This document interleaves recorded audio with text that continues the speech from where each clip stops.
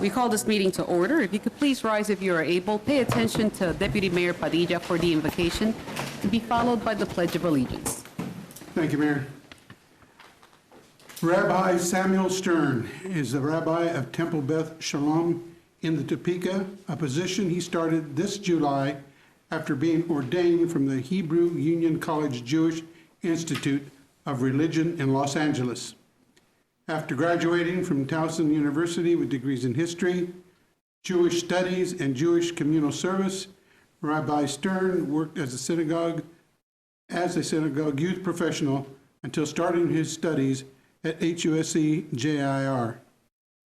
Temple Beth Shalom holds Friday night Shabbat services at 7:30 p.m.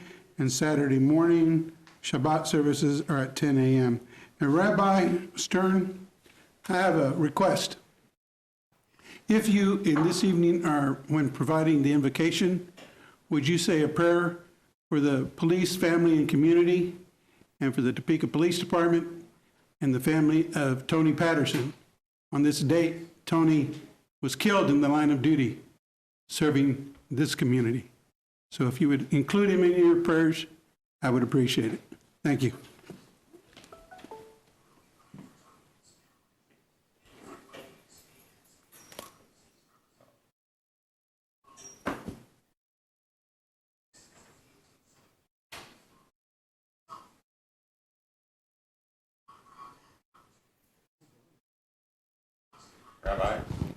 Rabbi, if I can interrupt, we can barely hear you. Yeah, the speaker. We're working on the sound here.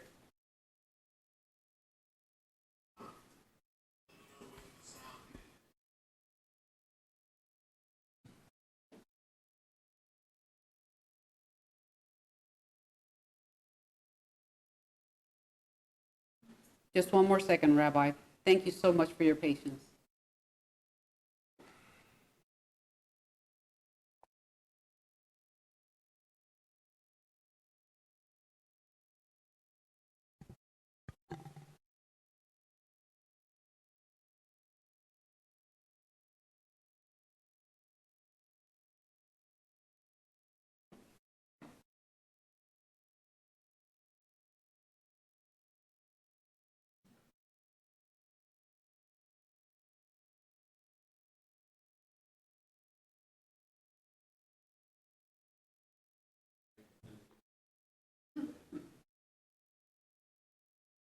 You can see the one or two white hairs that I have. Rabbi, could you say a few words just to test? About the same. I would proceed, Rabbi. I don't know that it's going to get much better on our end. That is better. Thank you.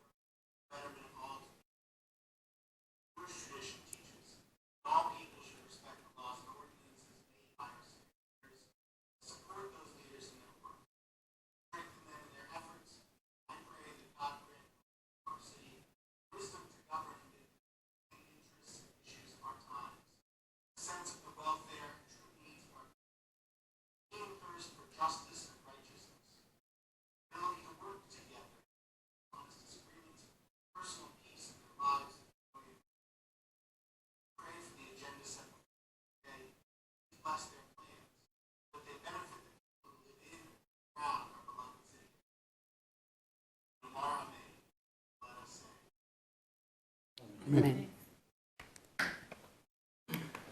I pledge allegiance to the flag of the United States of America and to the republic for which it stands, one nation, under God, indivisible, with liberty and justice for all.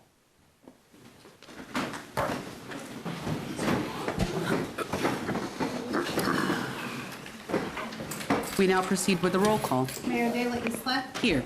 Councilmembers Hiller. Here. Valdivia Aquila. Here. Ortiz. Emerson.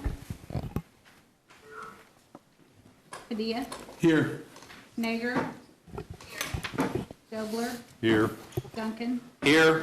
and Leslie. We have 9 present. 9 being present, we have quorum, we can proceed. We now move on to the presentations. The first presentation, Public Works Quarterly Report. Point of question, Yes, sir. Mayor. First of all, do we have colleagues online? Because we don't see Yes. them. Yes, Tony is there and Hannah is Are we there. going to be able to resolve, can people hear online? I don't know. Can you guys hear us? Can people in the audience hear? I mean, I'm not trying, it just, No, we're absolutely. going to have discussion with online people, it seems, They hear us perfectly. okay.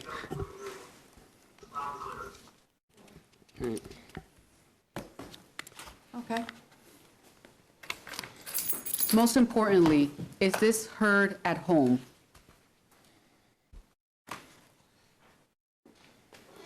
It's not on.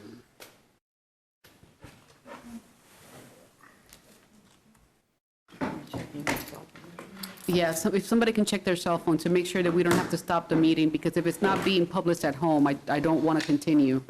I want to give us a minute. Call the meeting to order. Welcome Yeah, to it the sounds- October 5th meeting okay. of the City Council. If you could please rise if you are able. Pay attention. Thank you for stopping that. Okay. Thank you very much. Hi.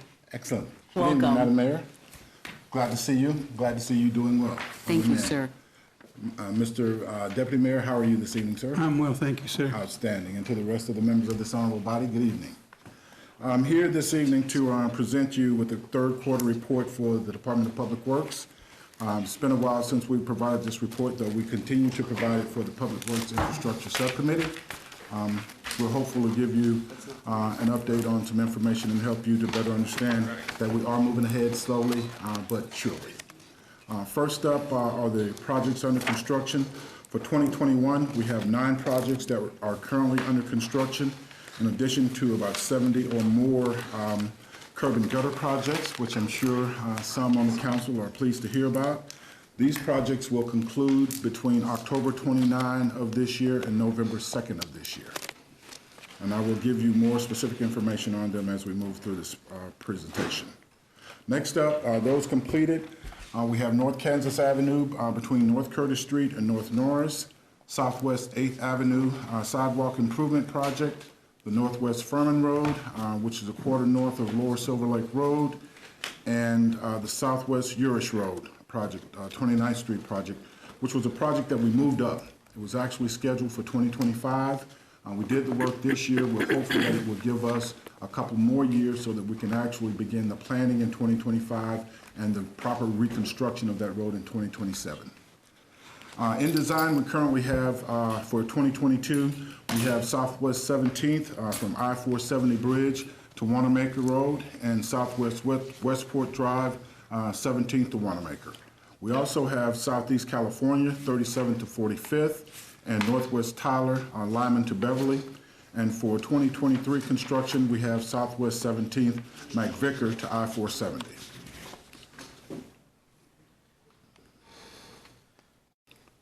Okay, first up is Southeast Deer Creek Traffic Way. All of the asphalt is in. The remaining work includes manhole adjustments, striping, grading, seeding, sod, and median caps.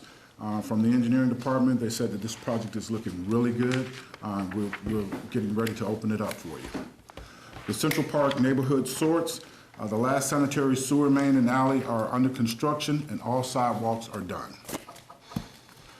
Southeast 37th from Turnpike Bridge to Southeast California is now open to traffic. Concrete work around the manhole valves remain, and this work will be done after Adams reopens. The traffic will be restricted at that time.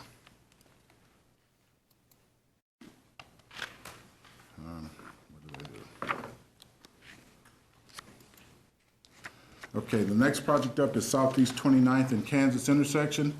We're replacing most of the north portion of the intersection now. We're putting geogrid down. That's what you see, that fabric that's being rolled out in the foreground, and that's to stabilize the utilities that are being buried underneath the utility lines. Southwest 10th, Wanamaker to Fairlawn. The last section is under construction. The final 2 inches of the lift will be placed from Fairlawn to Mourner, at which point the phase will be complete. Southwest 12th, South Kansas to Southwest Washburn. It's open to through traffic from South Kansas Avenue to Southwest, it will be open to traffic from South Kansas Avenue to Southwest Washburn by November 23rd. The sidewalk and grading will continue. North Kansas Avenue, North Morris to North Soldier Street. The west half from Morris to South St. John is complete. The east half is under construction. The project is behind schedule due to buried utility conflicts and material theft. Southeast Adams, 37th to 45th, was originally scheduled for 2022. It will be used as a detour route for Southeast California, the project that will be under construction in 22, and this project is started. Southwest Fillmore and Southwest 9th Street, 4 blocks in each direction from 9th and Fillmore. It was added in 2021 as a highly traveled thoroughfare in its location near Topeka High. Selected curb and tear out has begun. 17th, Wanamaker, Westport Bridge, Wanamaker to Fairlawn is currently under design to be reconstructed in 2022 before the start of Southwest 17th McVicker to I-470 Bridge project, which will also be constructed in 2023 and 2024. Southeast California, 47th to 35th is currently in design, and it's going to be reconstructed from a 2-lane rural section to a 3-lane section with curb and gutter and sidewalks. 17th of McVicker to I-470 is currently in design to be reconstructed in 2023 and 2024. Northwest Tyler, Lyman to Beverly is in design to be reconstructed again from a 2-lane to a 3-lane section with curb and gutter, and Beverly and Paramore will be reconstructed in 2025. Completed projects include North Kansas Avenue, Curtis to Norris, Southwest 8th Street sidewalks, Southwest Urish, 21st to 29th Street, and Northwest Furman Road. Now for an update on our operations for the third quarter of this year. We've completed 1,090 miles of street sweeping for the entire year. That is a total of 2,400, just over 2,400 lane miles in comparison to 2020, which we completed over 4,100 lane miles.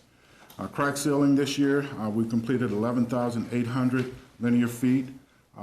Year to date is 25,000, just over 25,000, or 25,600 linear feet. In comparison to 2020, we did 141,600 linear feet. Linear foot aggregate alleys maintained, over 75,950. The year to date, that's 162,850. In comparison to last year, 132,400.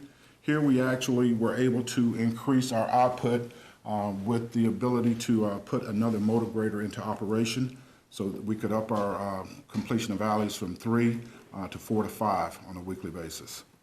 The number of alleys maintained are 120 for the third quarter, 277 year to date in comparison to 229 back in 2020. And the number of potholes filled, 4,053, 23,845 year to date versus 39,761. And here the reduction I'd like to point out is not as a result of not being able to have the output. It's more a byproduct of the fact that we've actually done more maintenance to many of our streets. So we're not going to have as many this year as we did last year.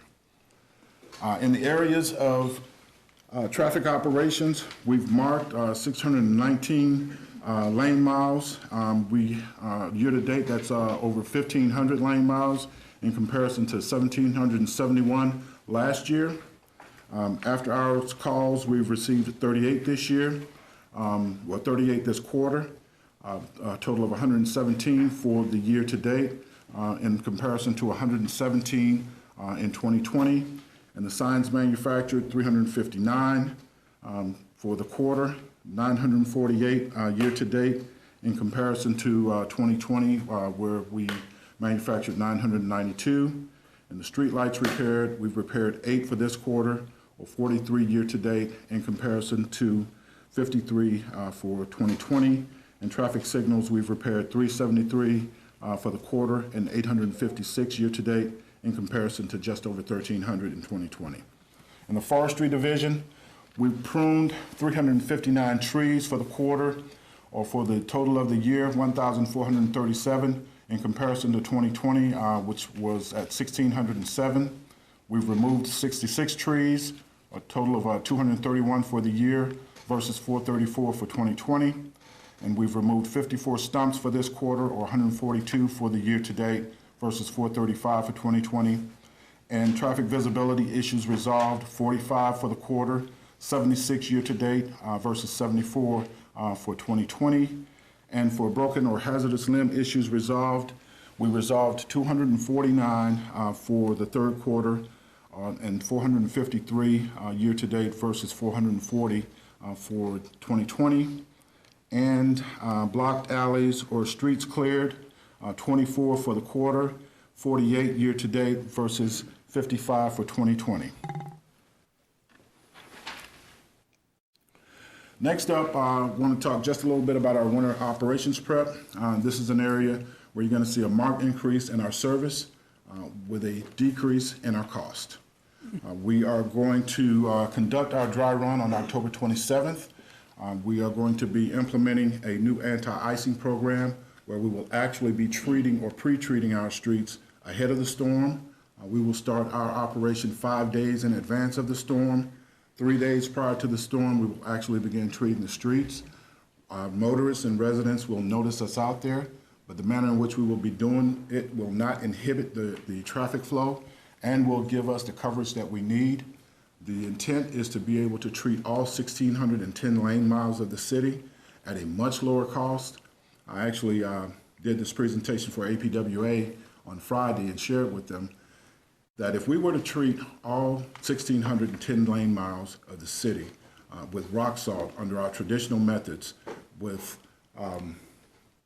rock salt and plow and salt, it would cost us just under $400,000 for one iteration. To do the same job with the pre-treatment will cost us just over $1,600 per treatment. Now, the trick to this is the pre-treatment, it's a combination of a solution of sodium chloride and water, 23% salt, the rest water.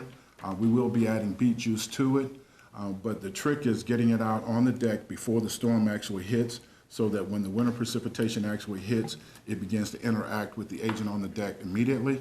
And in many instances, another factoid that I shared with the crew was over the last 10 years, looking at the number of incidents that we've had here in the city, only 22, we had over 22 that were at 2 inches or less. At 2 inches or less, this treatment will be effective. The only challenge we will face with that is if it rains, and that dissolves the solution.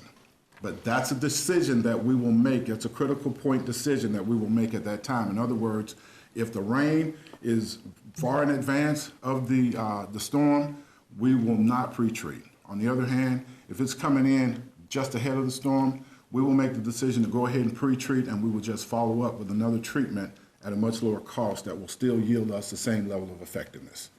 And what it does not do is it does not take away our ability to have our plows and our salters on standby. In fact, it gives us an advantage from the standpoint of not having to pull the entire team in. In other words, we're creating flexibility for ourselves.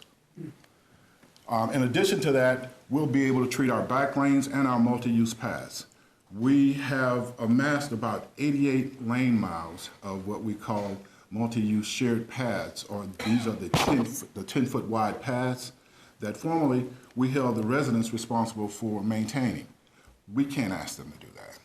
We've got to figure out a system, and we're in the process now of doing that using ATVs and ATV-mounted treatment systems to actually do that for us so that we can monitor those locations. And because of the methods that we're going to be using now, we will have the flexibility to utilize our personnel in that manner. In addition to that, we are consolidating a lot of our check-in and check-out procedures, and some of this has to do with the fact that we're dealing with a pandemic right now. We have to be certain that our people are prepared, that if we run into situations where there are infections, that we have coverage, and the consolidated check-in and check-out process will give us the coverage that we need to ensure that we've got adequate personnel on hand to provide the services.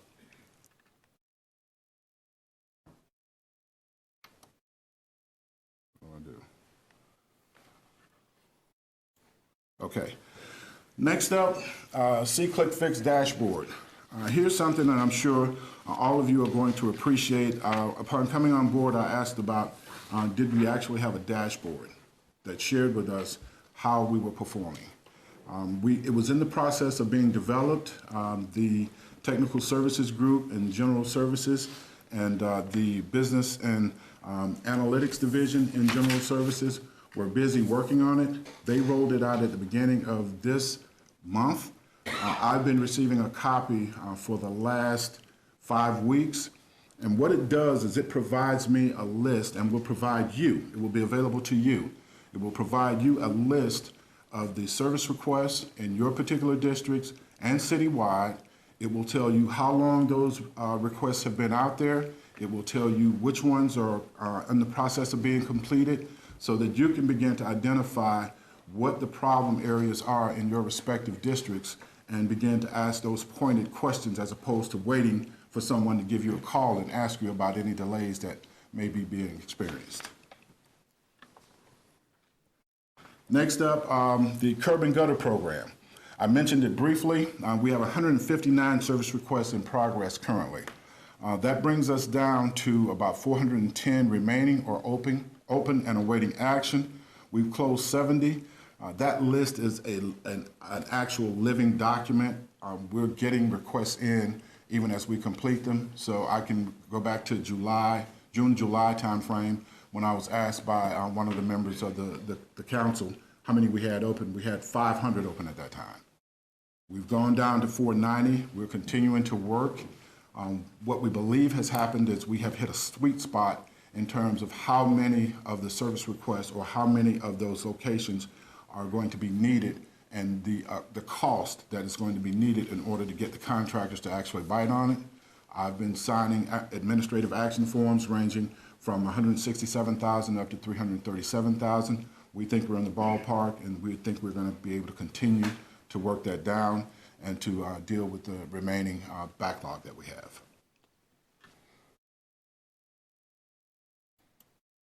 Okay. I don't know what I did. Okay. Our way forward. Currently, the department, one of the initiatives that I requested when I came on board was to conduct a process flow process for each one of the divisions. One of the reasons that I did that was not as much to make myself aware of what we were doing, but to help our team understand what we were doing and to ask the question internally, are we doing the right things right? So that we could then marry those up with our SOPs to ensure that everything that we say we're doing, we're actually doing. And we're creating efficiencies after we've identified the effective way to execute on a lot of these areas that we're responsible for. And everybody's responded very positively to this point. So it's been a good exercise, and it's helping the team to understand that I pretty much know the business. In addition to that, staff has been updating their policies and procedures in preparation for our recertification. I'm sure you're all aware that we are accredited through the American Public Works Association, and they will be visiting us on April 11th through the 15th, and they're looking forward to seeing me. As I've been in 3 other agencies that have been accredited, they know that we will be ready when they come to see us. Also, we're going to be doing our street assessment in 2022. And this is the 3rd assessment for us in 5 years. For us, though, what it means is this is going to be the 2nd assessment where we're going to be utilizing the same methodology. So we're going to increase our confidence in the numbers that we're going to receive, and it will help us to better gauge which projects we need to push out. Again, I've been having conversations with council members, and they've been asking, how do we make these decisions? We do have a system in place. We've got 9 different, council districts, and what we're doing is based on priority, based on classification, arterials, major and minor, collectors, and then residential, of which residential is the higher volume of our street segments. We have over 890 residential street segments. So those are the areas that we're going to be paying a lot of attention to, but we have to ensure that we keep up those arterials, those major, those minor, and those collectors. So that's how we actually begin making our decision, and we're going to have more of a discussion on that as we move through this process to better educate you on what's actually happening. And next is the condition assessment model that we're going to also employ as part of collecting that data. Right now, when we collect the data, we refer to a pavement condition index. We're going to transition into a model that allows us to call it an overall condition index, where we're incorporating not just the value that we receive based on our assessment of the roadway, but we're also going to take into consideration the type road that's actually being assessed, as well as the volume of traffic that moves across that road to help better gauge the severity of need for that particular roadway, so that we can begin to make those judgments or those assignments in a much more logical manner. And that concludes the update, and if you have any questions, I stand for questions. Mr. Jackson, thank you so much for your presentation. Questions for Mr. Jackson? No questions? Thank you, sir. Deputy Mayor? Thank you. No questions, just my compliments. A very concise, to the direct report, and I really am excited about winter, which I usually am not excited about winter, but being able to attack it from a different way is really encouraging. That was a question that came up earlier today when I was speaking with a group of people about Topeka seems to be doing things the same way all the time, and that's just not the case. I defended your efforts and your work here, and believe me, I think that the public is ready for that kind of out-of-the-box thinking. I think you've done an excellent job in the presentation. Thank you, sir. And if you don't mind, maybe on October 27th, if you've got room for me in a truck, I'd like to do that dry run just to see what it's like.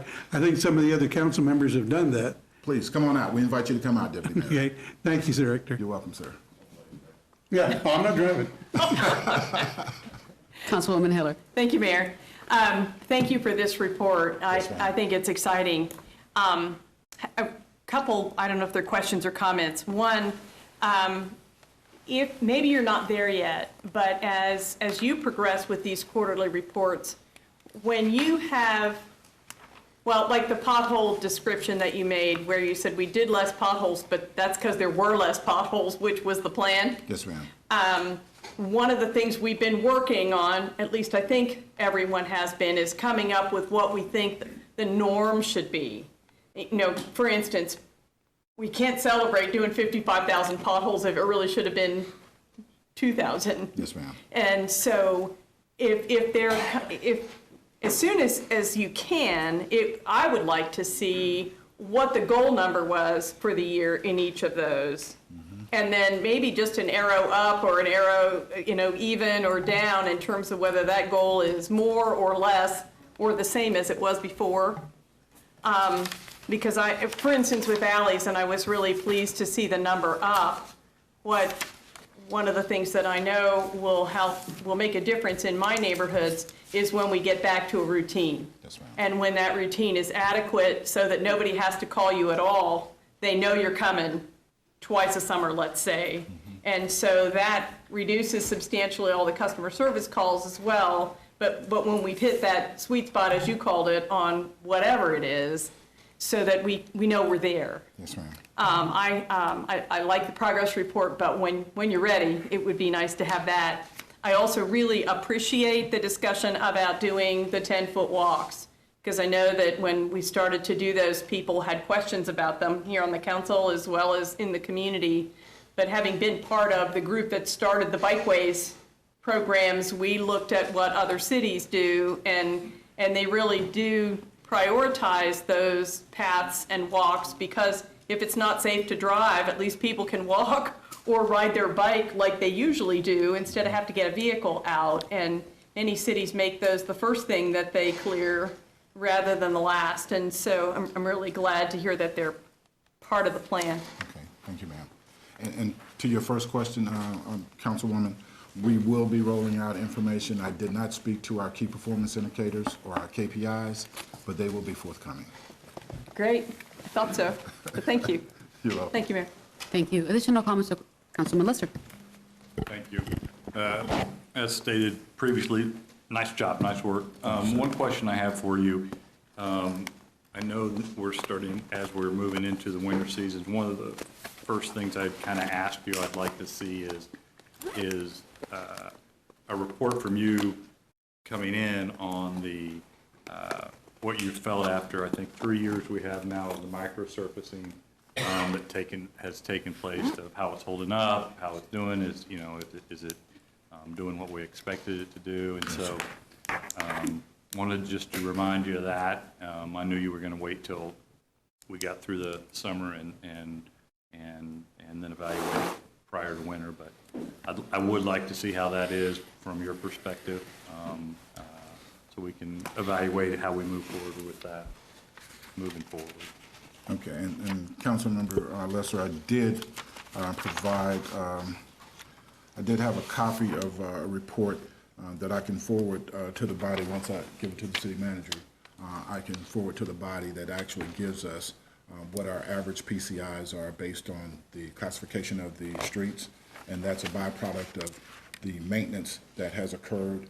What we're working to do now is, after we complete the maintenance, particularly activity like microsurfacing, then to turn that information over to the technical services group or the business analytics group and have them update that information so it improves the PCIs on the streets. Very good, very good. Thank you.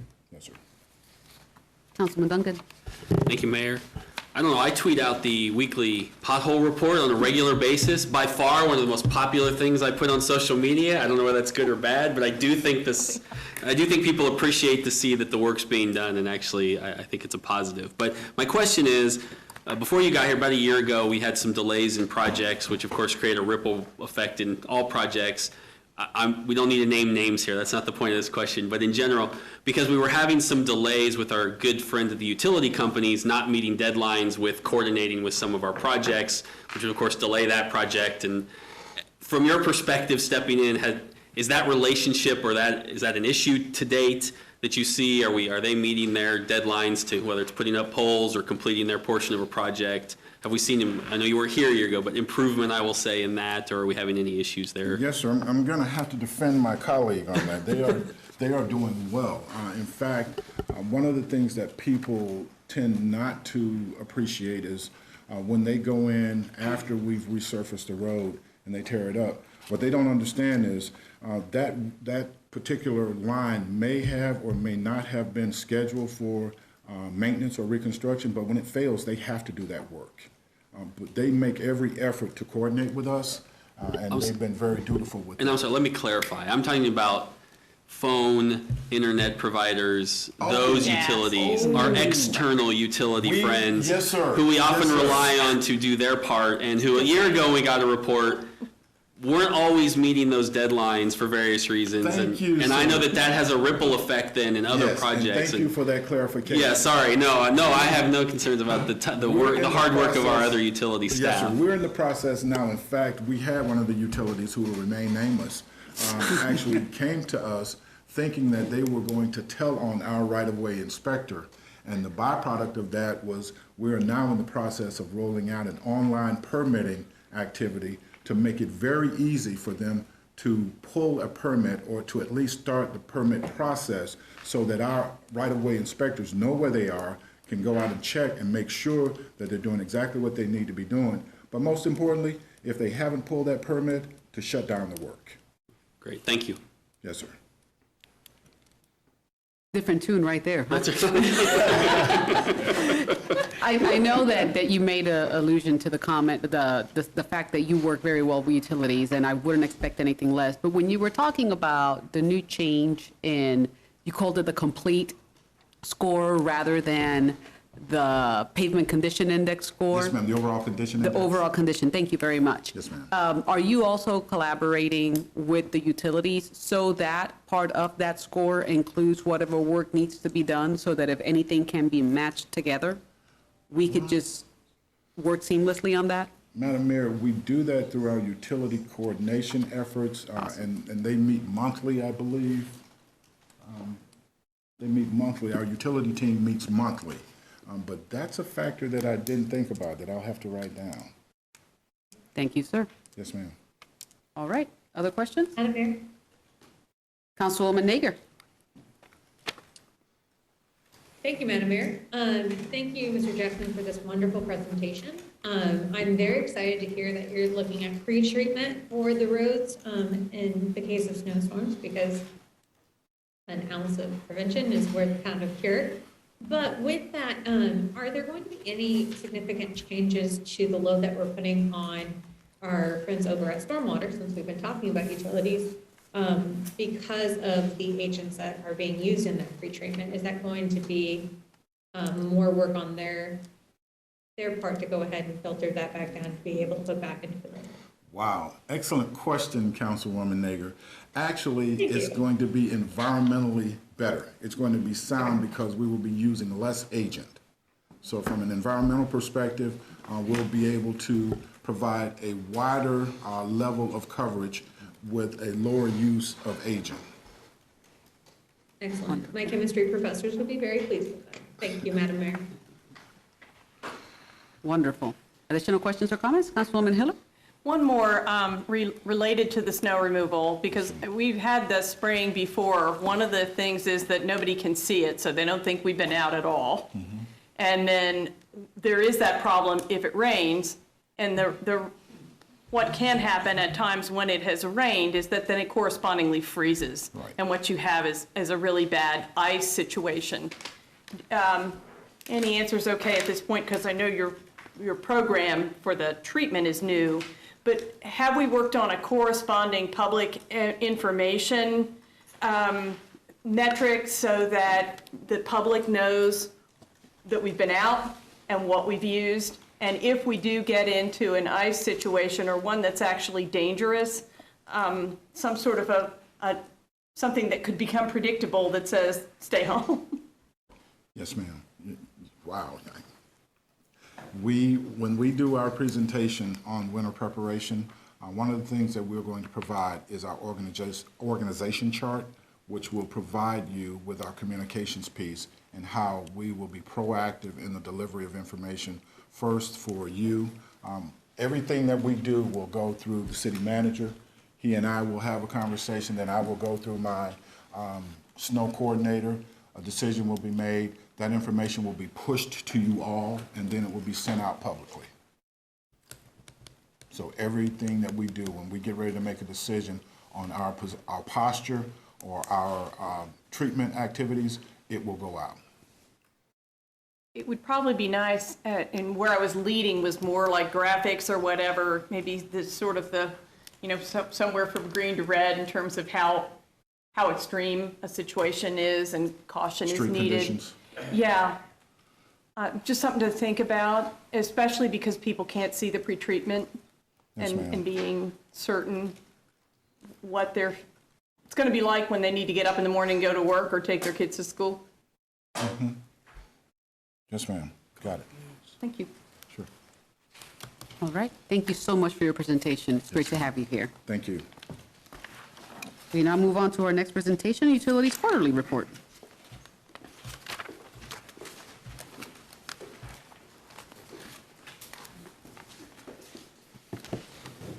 Good evening, governing body. It's great to be back in person in front of you and to have the opportunity to talk about our exciting projects that we have in the utilities. I'm surprised you didn't walk up with "We are the champions." I just got an email from Energy Vision that formally announced that we are going to be a recipient of the award for our biogas project, and that award ceremony is next Tuesday. So I will apologize that I won't be here. I'll be virtually attending that one. So.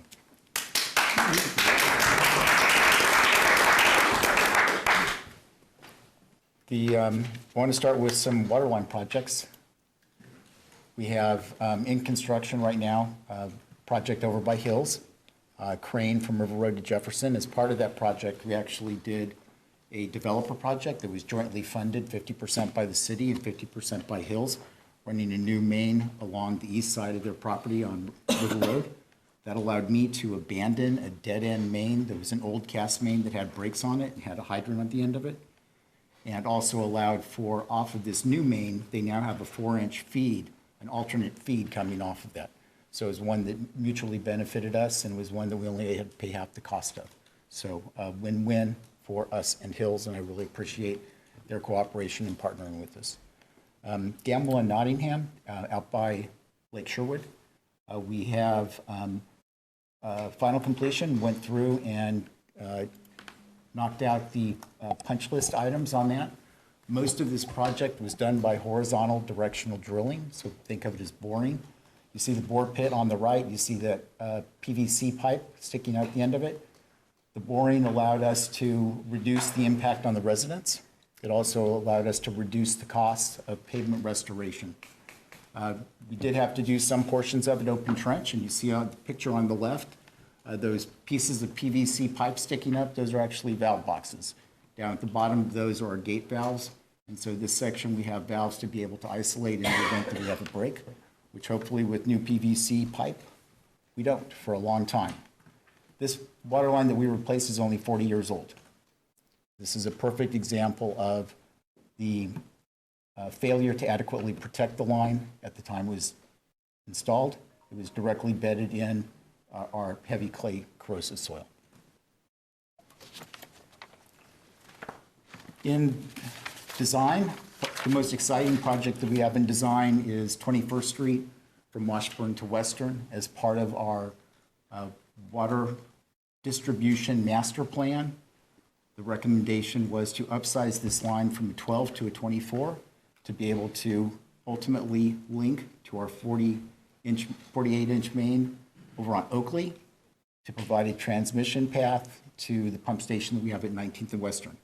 So this will knock out the 19th and Western part, and you'll see one of the projects I'm requesting funding for under ARPA will be the eastern leg of this from Oakley to Washburn to be able to complete that transmission main corridor.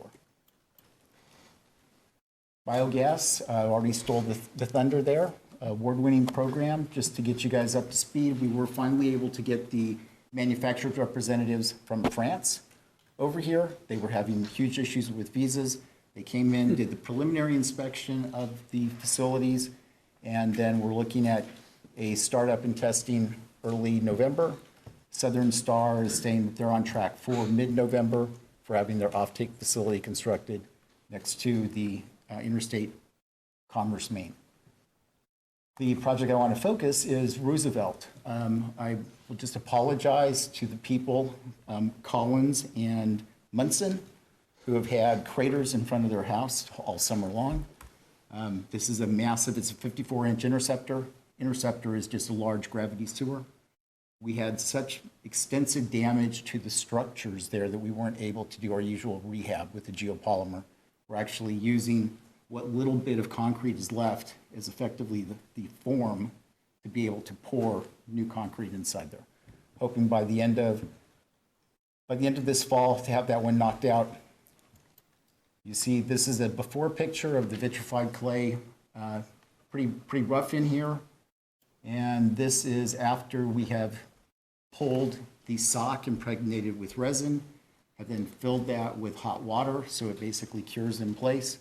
And you see that we have now a beautiful smooth surface for our interceptor. A couple of things in design, Grant Jefferson Pump Station and Force Main. We got pages of comments from the Corps of Engineers. They're apparently a little picky about us running 3,200 and 3,400 foot mains underneath the Kansas River. So we are working with our consultant to address their concerns. But we will have two new mains coming out of Grant Jefferson going over to the Oakland wastewater treatment plant. Stormwater, I've got a couple of stream bank restoration projects that are queuing up. They've been awarded. We're just trying to coordinate with the contractor, and that's Lashunga and Grove.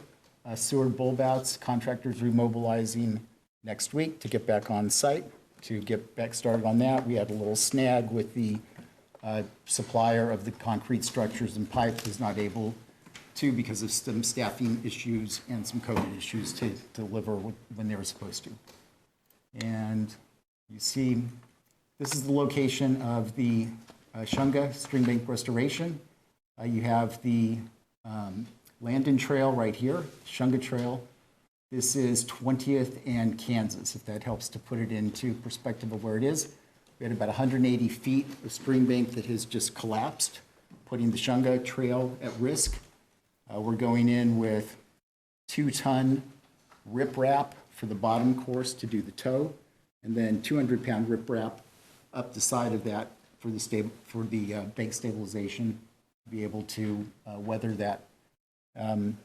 Just getting the contracts are in place, just getting that one scheduled with the contractor to be able to start work. Under design, improvements on River Road. The Corps is doing their review of those because we're within the critical zone. And 23rd and Market, and then 37th and California DCP. 23rd and Market, just to get you oriented, this is California. This is Highland Park High School. I believe Mr. Emerson knows where this is. And just north of here, you see the 100-year water surface elevation. So this would basically be if we had a rain that would equate to a 100-year event. You see that there are 36 homes or structures that would be adversely impacted by this. It's a 3-phase project. Again, you'll see a request under ARPA funding to be able to fund all 3 of these phases to be able to make a difference, and what a difference it will be once we get the pipe upsized. This is the same area modeled again. The pink represents the 100-year water surface elevation. As you can see, we're able to keep it all within the roadway and take all 36 of those homes out of the danger zone. With that, I'll gladly stand for any questions that you have on utilities projects. Braxton, not a question, but I mean, what you just showed there is the perfect depiction of what ARPA's talking about, which is disadvantaged communities being benefited with these funds. So thank you for that. That's phenomenal. As a person that was running Habitat when we used to have the issues before the levee was fixed, I know the impact that this does to the homeowners with the flood insurance. So thank you. Councilman Dobler.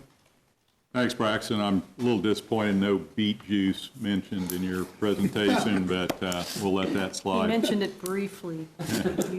I think really the last 2 presentations, and I appreciate Mr. Jackson's presentation as well, shows how much we've advanced in the last, the last few years in making decisions, getting projects out on the street, and just want you to know it's appreciated, both of you. The hard work that your staff does is appreciated. Thank you. Any other comments from the folks at home? No? All right. Thank you so much, Braxton. All right. We now move on to the consent agenda, if the clerk would read. A, our minutes of the meeting, regular meeting of October 5, 2021. There's one application for a cereal malt beverage for Dollar General located at 2042 Northwest Topeka Boulevard, and staff is recommending approval. We have the consent agenda in front of us. What is the pleasure of the body? Move approval. Councilman Dobler moves approval, seconded by Deputy Mayor. Comments or questions with regards to these items? Seeing none? All opposed? Seeing no opposition, the motion carries.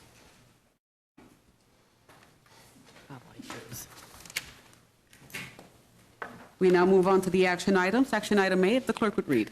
A is an ordinance introduced by City Manager Brent Trout, amending the district map referred to and made a part of the zoning ordinances by Section 1850-050 of the Topeka Municipal Code on property located at 1409 Northwest Topeka Boulevard from R2 Single Family Dwelling District to Planned Unit Development PUD, C1 commercial uses plus food and beverage kiosk with drive-up and walk-up window services on approximately 0.7 acres.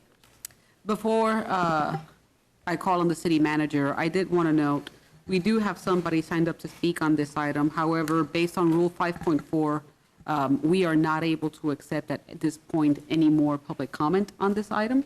So we apologize, Mr. Fair, but just wanted to make sure that you understood that this is not, that we don't want you to speak. It's just that the time for public comment for this item has passed. City Manager. Thank you, Mayor. Director Finder will step forward and explain this request for zoning. Thank you, Mr. City Manager. Good evening, Your Honor, City Council. We have a couple zoning items before you tonight. The first is another coffee establishment in our fine city. This one in the North Topeka West neighborhood, zoning going from R1, or excuse me, R2 to PUD with a C1 for food and beverage kiosk, drive-up window, and walk-up service. I say all that because there's a couple neat wins here, and shout out to our advanced planning with the neighborhood. A couple years ago, we did their neighborhood plan, worked with them, and they wanted to see this lot, which is the old Heidelberger, for those of you who know where that used to be.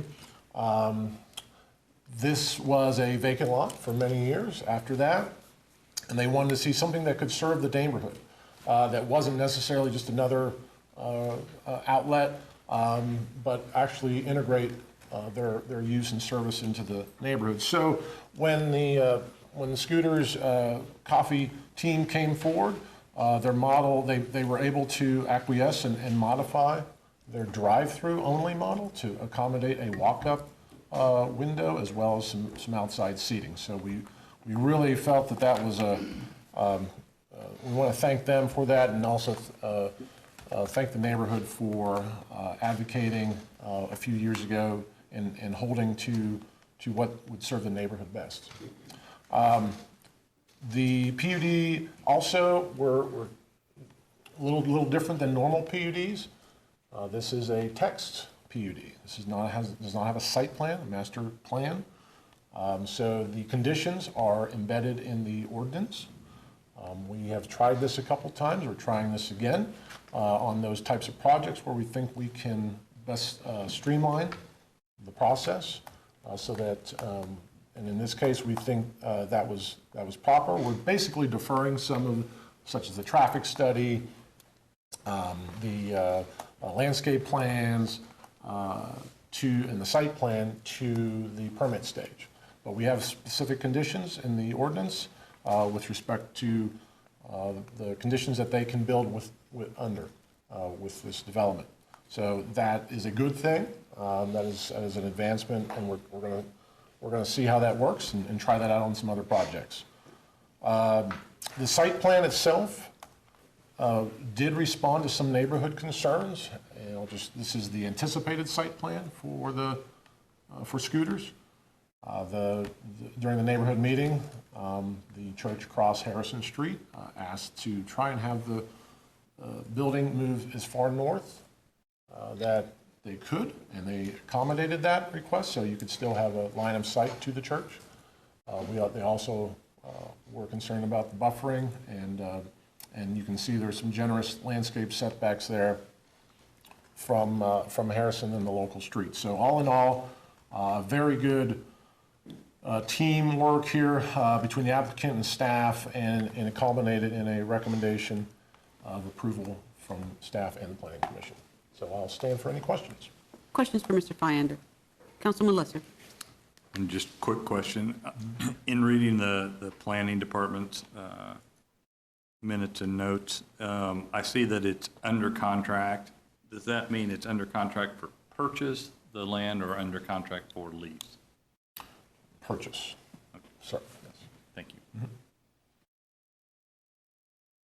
Seeing no additional questions, no questions from the folks at home, what is the pleasure of the governing body? Move to approve. We have a motion for approval. Councilwoman Valdivia Alcala, do we have a second? Second by Councilman Lesser.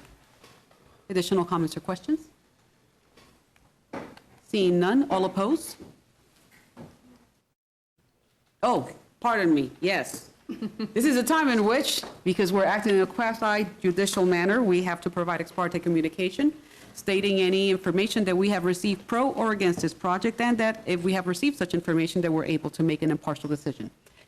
Anybody would like to disclose any ex parte communication before the vote? Seeing no disclosures, everybody's able to make an impartial decision. We have a motion, we have a second. And at this point, I will ask again, do we have any opposition?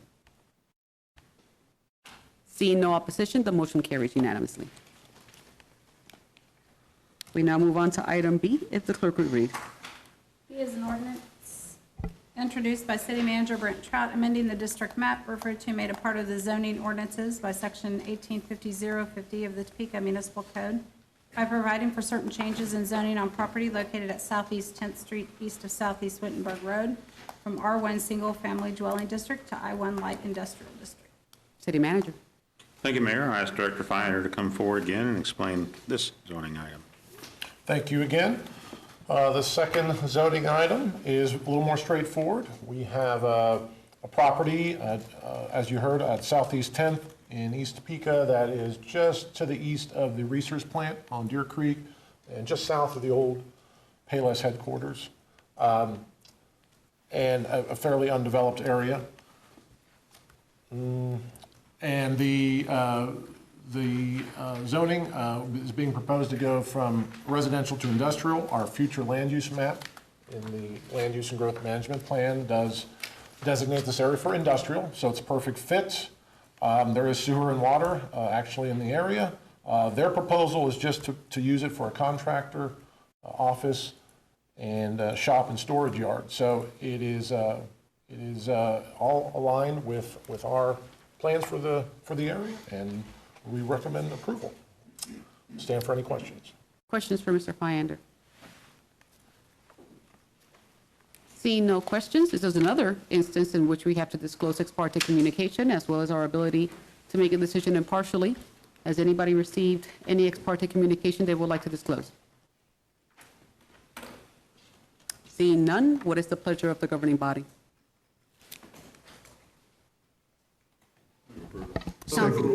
Approval by Councilman Dobler, second by Deputy Mayor Padilla. If there's no additional comments or questions? All opposed? Seeing no opposition, the motion carries unanimously. We now move on to item C, if the clerk would read. C is a resolution introduced by City Manager Brent Trout authorizing improvement project number T401103 that provides for sanitary sewer improvement for Horseshoe Bend subdivisions number 6 and 7, as more specifically described herein. City Manager. Thank you, Mayor. Tonight, we will be debating whether to establish a benefit improvement district for sanitary sewer improvements in the Horseshoe Bend subdivisions 6 and 7.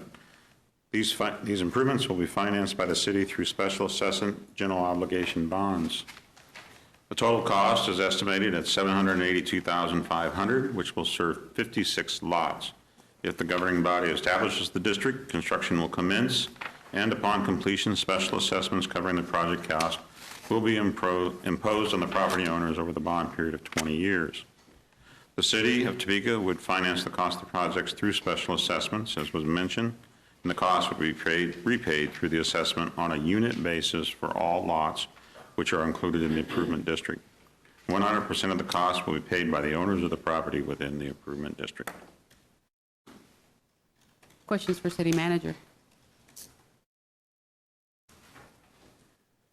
Seeing no questions, Councilwoman Hiller. A question only because I think this was put before the Public Works Infrastructure Committee for some review. Is that correct? Chair Dobler. Just for informational purposes only. Okay, so there were no questions or issues? No, Okay, thank none you. at all. Thanks for asking. Additional comments, questions? Seeing none, what's the pleasure of the governing body? Motion for approved by Councilman Lesser. Do we have a second? Councilman Emerson seconds. With that, if there's no additional comments or questions after the motion has been made, anybody opposed? Seeing none, the motion carries. We move on to item D, if the clerk would read. D is a resolution introduced by City Manager Brent Trout authorizing improvement project number T601130 that provides for street improvements for Horseshoe Bend subdivisions number 6 and 7 as more specifically described herein. City Manager. Thank you, Mayor. Basically, the same information is provided. However, this is dealing with the streets versus the sewer. The total cost is estimated at $1.7 million. Again, we'll serve 59 lots. Same provisions apply relative to the cost will be assessed through special assessments and paid for by general obligation bonds. 100% of the costs will be paid by the owners of the property within the improvement district. Questions for city manager? Seeing none, what is the pleasure of the governing body? Motion to approve. Deputy Mayor moves to approve. Do we have a second? Second by Councilman Lesser. Final comments or questions? Seeing none, all opposed? Seeing no opposition, the motion carries unanimously. We now move on to item E, if the clerk would read. E is a public hearing and an ordinance introduced by City Manager Brent Trout establishing a neighborhood revitalization area, adopting a neighborhood revitalization plan, and authorizing the city manager to execute an interlocal cooperation agreement with other municipalities pursuant to the Neighborhood Revitalization Act, KSA 1217-114. City manager. Thank you, Mayor. The current neighborhood revitalization plan is set to expire on December 31 of 2021. The NRP boundary is based on the recently updated 2020 neighborhood health map. Future NRP renewals should occur every 3 years and sync with the updated health map. There was a presentation that was done by Director Finder at the last meeting, or actually 2 meetings ago. And so there's been a lot of discussion and presentation on this. We really don't have anything further to add tonight. Remember, we do need to conduct a hearing on this item before we consider approval. So at this time, this would open up the public hearing. And we do already have one person signed up to speak, who is Mr. Bell. But after Mr. Bell speaks, I will open it up for any individual who would like to make remarks as well. Mr. Bell. Good evening, everybody. My name is Michael Bell. I'm the president of the Tennessee Town Neighborhood Improvement Association, also an at-large member of the Citizen Advisory Council, a board member of the Central Topeka Grocery Oasis, and most recently, a member of the Topeka Housing and Racial Equity Planning Group. And it is under CAC and that last group that I had some questions about the NRP. Let me get to that file. How are NRP projections put together would be the first question. Number 2, how did the area in and near the Highland Acres NIA become dark blue? Did Highland Acres become an NIA as an at-risk or outpatient neighborhood? Third, does the NRP rebate only apply to an addition or improvements and not to a house and the addition and improvements? What happens, number 4, what happens if the appraised values of properties adjacent to or near the improved property increase? Is there any relief for those property owners? This is particularly worrisome in LMI neighborhoods where property owners don't have a lot of money. And then finally, how is the NRP publicized? I recently spoke with an NRP recipient who told me that she found out about the program not through the city, but from her contractor. So those were the questions I had tonight. I didn't get all of them down. I don't know if Bill, did you? Yeah, and yeah, we may need to go back. Yeah, please, Bill. No, oh, yeah, go ahead.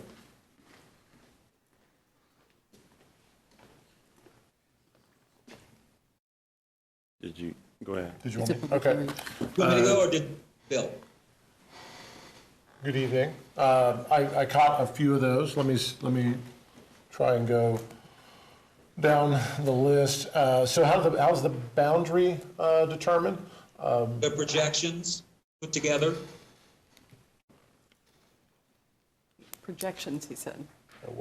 Okay, I'm sorry. Help me understand projections, Mike. What do you refer to when you say projections?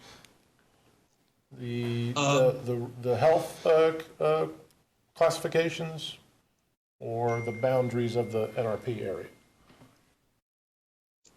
I suppose that would relate more to the health map implications.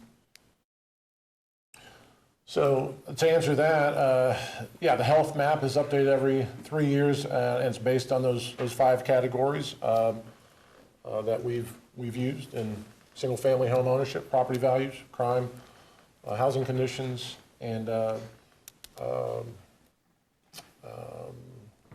another one, income, poverty.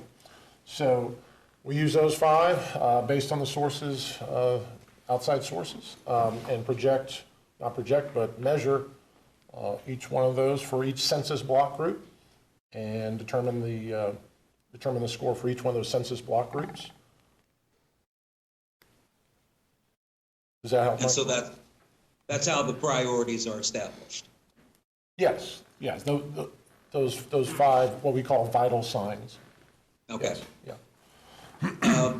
The second question was, how did the area in and near the Highland Acres NIA out by Highland Park High School, how did that become dark blue? That was a question that came up in that last group I'm involved in. We were impressed by that, but given the challenges that are typically present in East Topeka, we were curious as to how that happened. And then did Highland Acres become an NIA as an at-risk or outpatient neighborhood? Okay, the Highland Acres area went from outpatient to healthy, so it actually improved in its health classification from 3 years ago. I'll have to look and see which particular vital signs did improve and trigger that new classification. So I'd have to look at that closer, Mike. Okay, that's fine. Go ahead. The next question, does the NRP rebate only apply to an addition or improvements and not to a house and the addition and improvements? The rebate is triggered by the improvements. So the house, if it is, say there's an addition to the house, then obviously the addition will change the value of the house, and so it is calculated based on that new value of the house, or the addition to the existing house. Okay.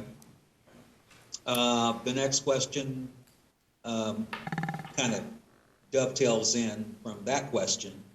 What happens if the appraised values of properties adjacent to or near the improved property increase? Is there any relief for those property owners?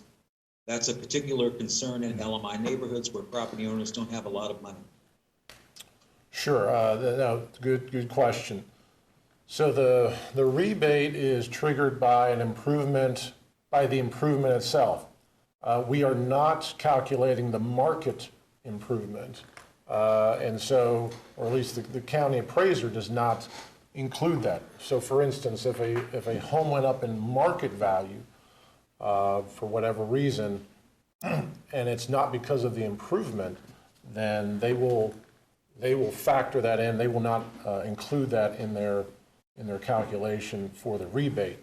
There are times that does happen. You can fix your house, you put some new windows on it, paint it, roof it, whatever, but those won't change your assessed value from the county's standpoint. The market value may go up when that is sold or rented. So, but in terms of the properties adjacent to those improvements, no, those are not. Those wouldn't qualify for a rebate because those are market increases, and they did not, assuming they didn't improve their properties.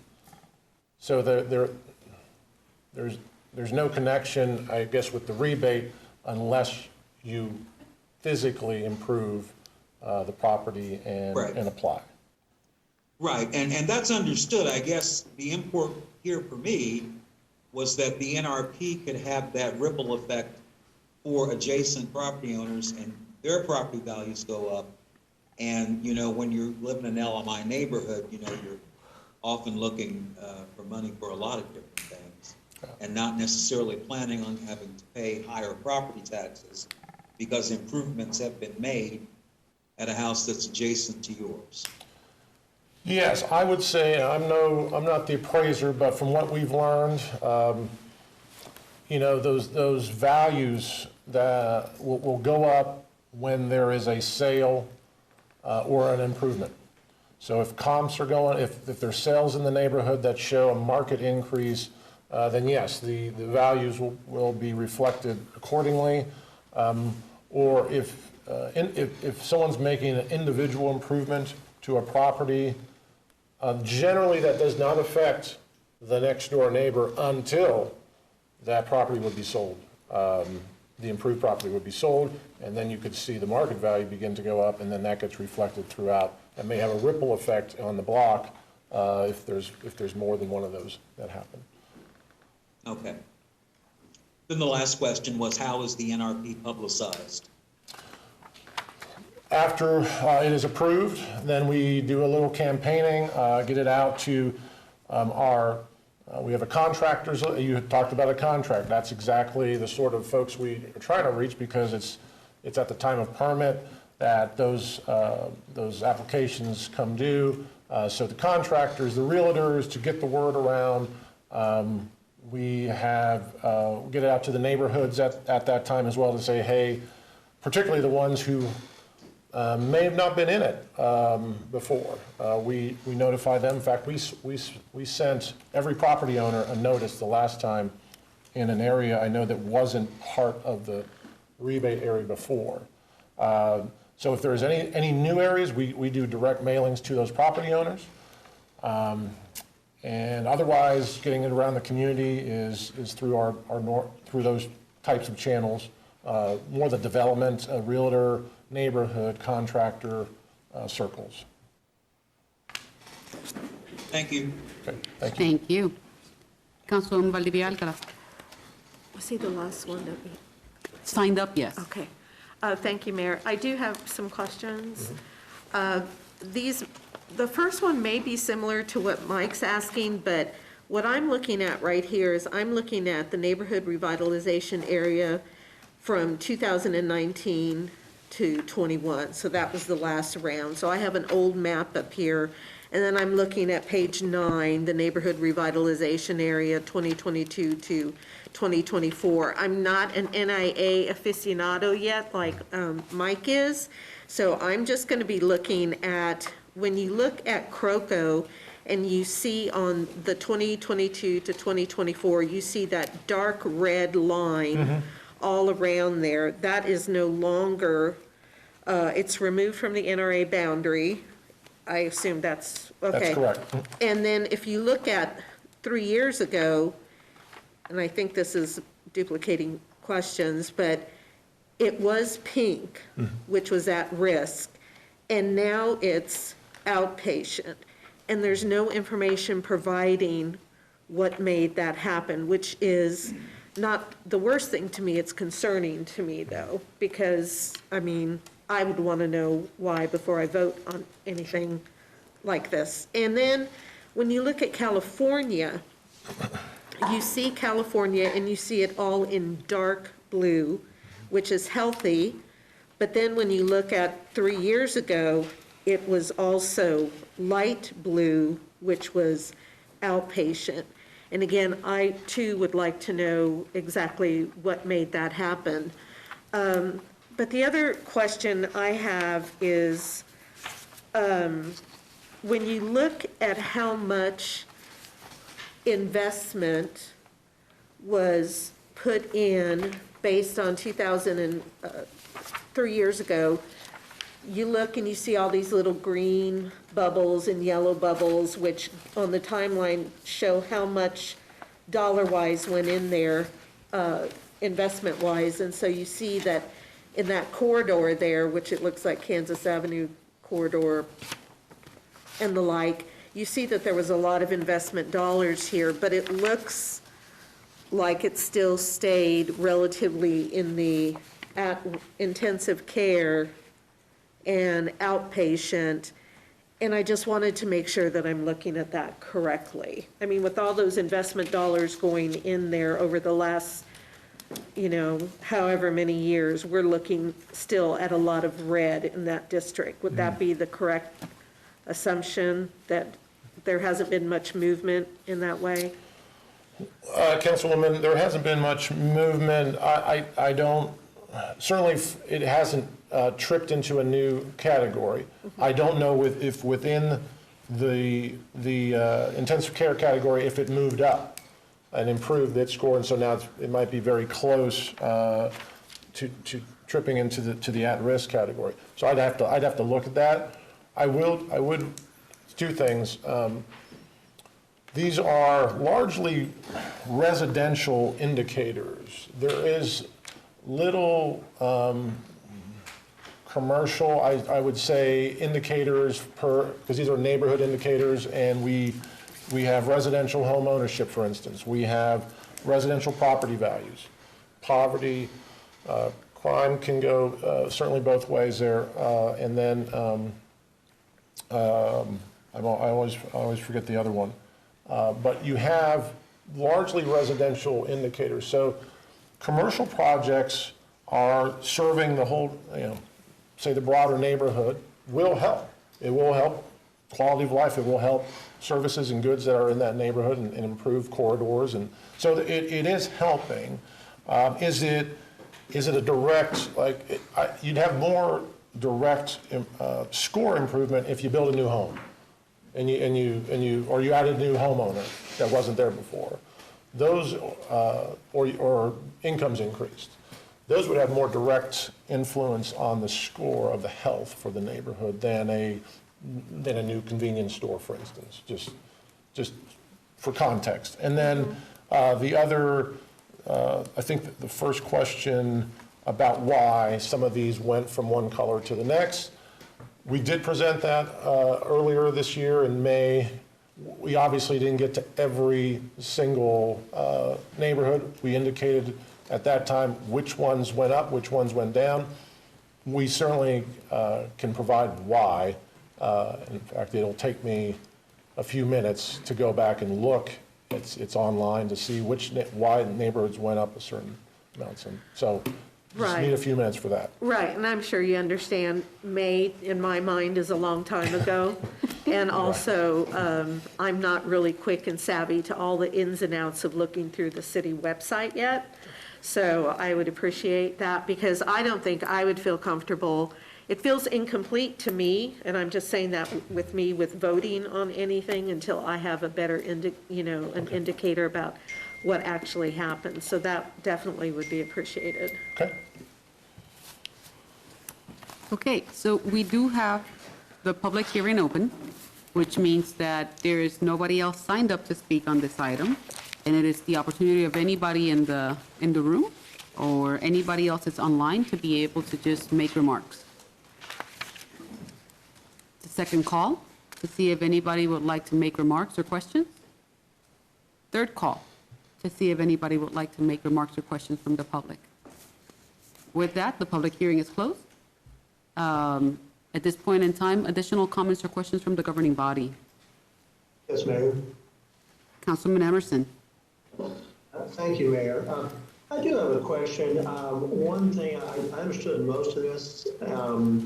However, I wasn't quite certain how the Medgar clock tower got into this. It looks like, did somebody request that, or was that just staff thought that would be a good thing? Or I just don't remember ever discussing that. Perhaps we did and I forgot, but. Councilman Emerson, yes, we presented that back in May. And then again, 2 weeks ago as one of the changes. And as to where that came from, it came out of our discussions with the developer, really before we even met with them, trying to figure out that we knew they had a gap. We knew we were looking at which tools we could use to incentivize, and just happened to remember that there was a clause in state law that says you can include preservation projects outside of the boundary, or you can, if there's a blighted or deteriorated building that is worthy of preservation. So there's not a lot of those necessarily that we have, but that really fit the bill. So that we did bring that up when we presented earlier, and then included that in our discussions with the potential developer for that site. Okay, thank you for that. And just as a follow-up, on that, that's just the building itself, right? Because the entire tract is like 71 acres. That would just be the footprint of the building? Exactly. It is just the tower and that property. It's like a 4-acre site with the parking and what that goes around it. Okay. Correct. Thank you. Thank you. Additional comments or questions from the government? Councilwoman Hiller. Thank you, Mayor. I want to briefly reiterate something that I talked about back in May when the health maps came through and that I have done a lot more looking into. I don't think it will, if my colleagues are all comfortable with this map for the NRP this time, I'm okay with that. But I'll give an example that I think that the health maps, maybe they stay as they are, but I think we need to develop a parallel measure for neighborhood success and improvement. And I'll give you an example, and Michael didn't mention it today, but he and I both, he chairs the Tennessee Town neighborhood. I live in it. One of the things that our neighborhood did, it's very small, it's 16 square blocks. It very intentionally worked with the Topeka Housing Authority to put Tennessee Town Plaza in that neighborhood. We had a lot of vacant lots or a lot of gaps and eventually cleared the equivalent of about 3 blocks in there. With great support from the neighborhood, we brought in Tennessee Town Housing, which started out with roughly 60 units of one-story housing, designed compatible with the neighborhood, brand new, for senior citizens and persons with disabilities. It is well managed. They are great neighbors, but they are low income and they are renters.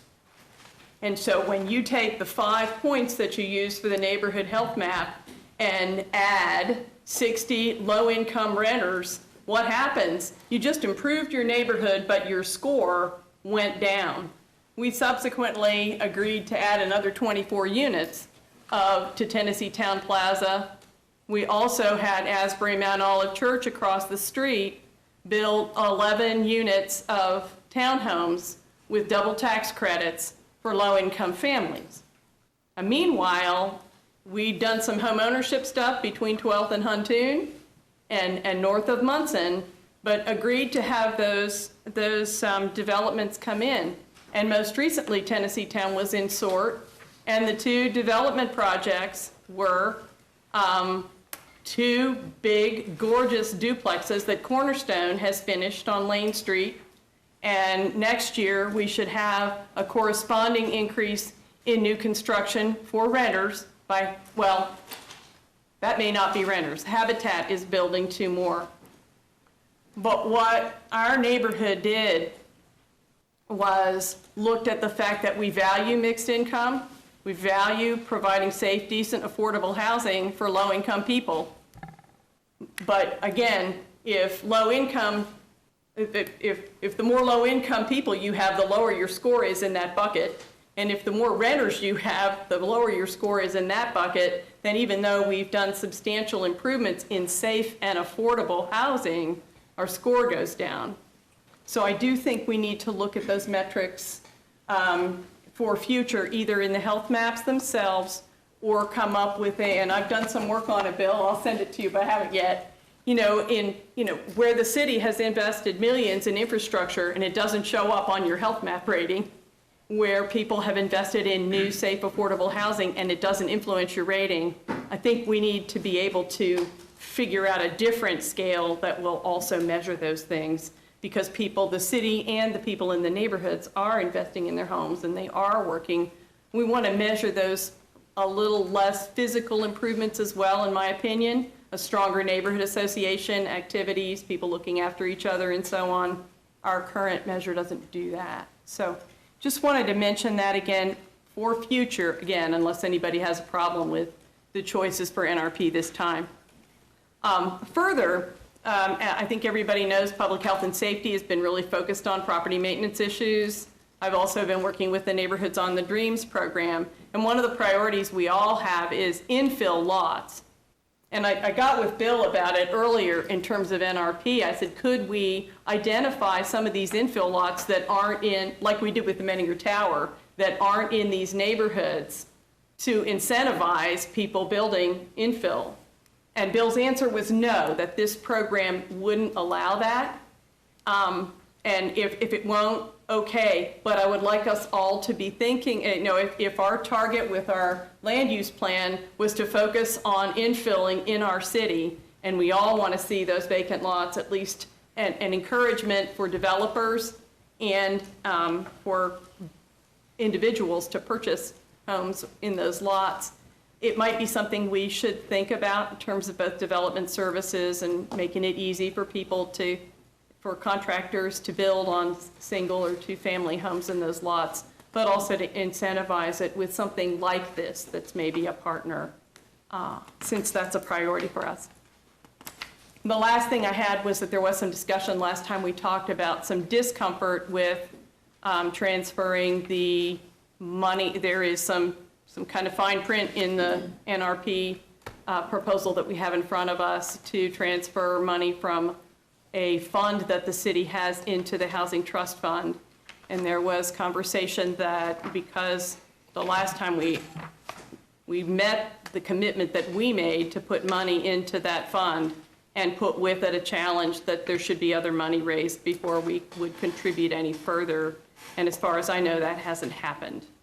And so I would be open to considering holding that phrase out of this NRP this time until the fundraising has occurred.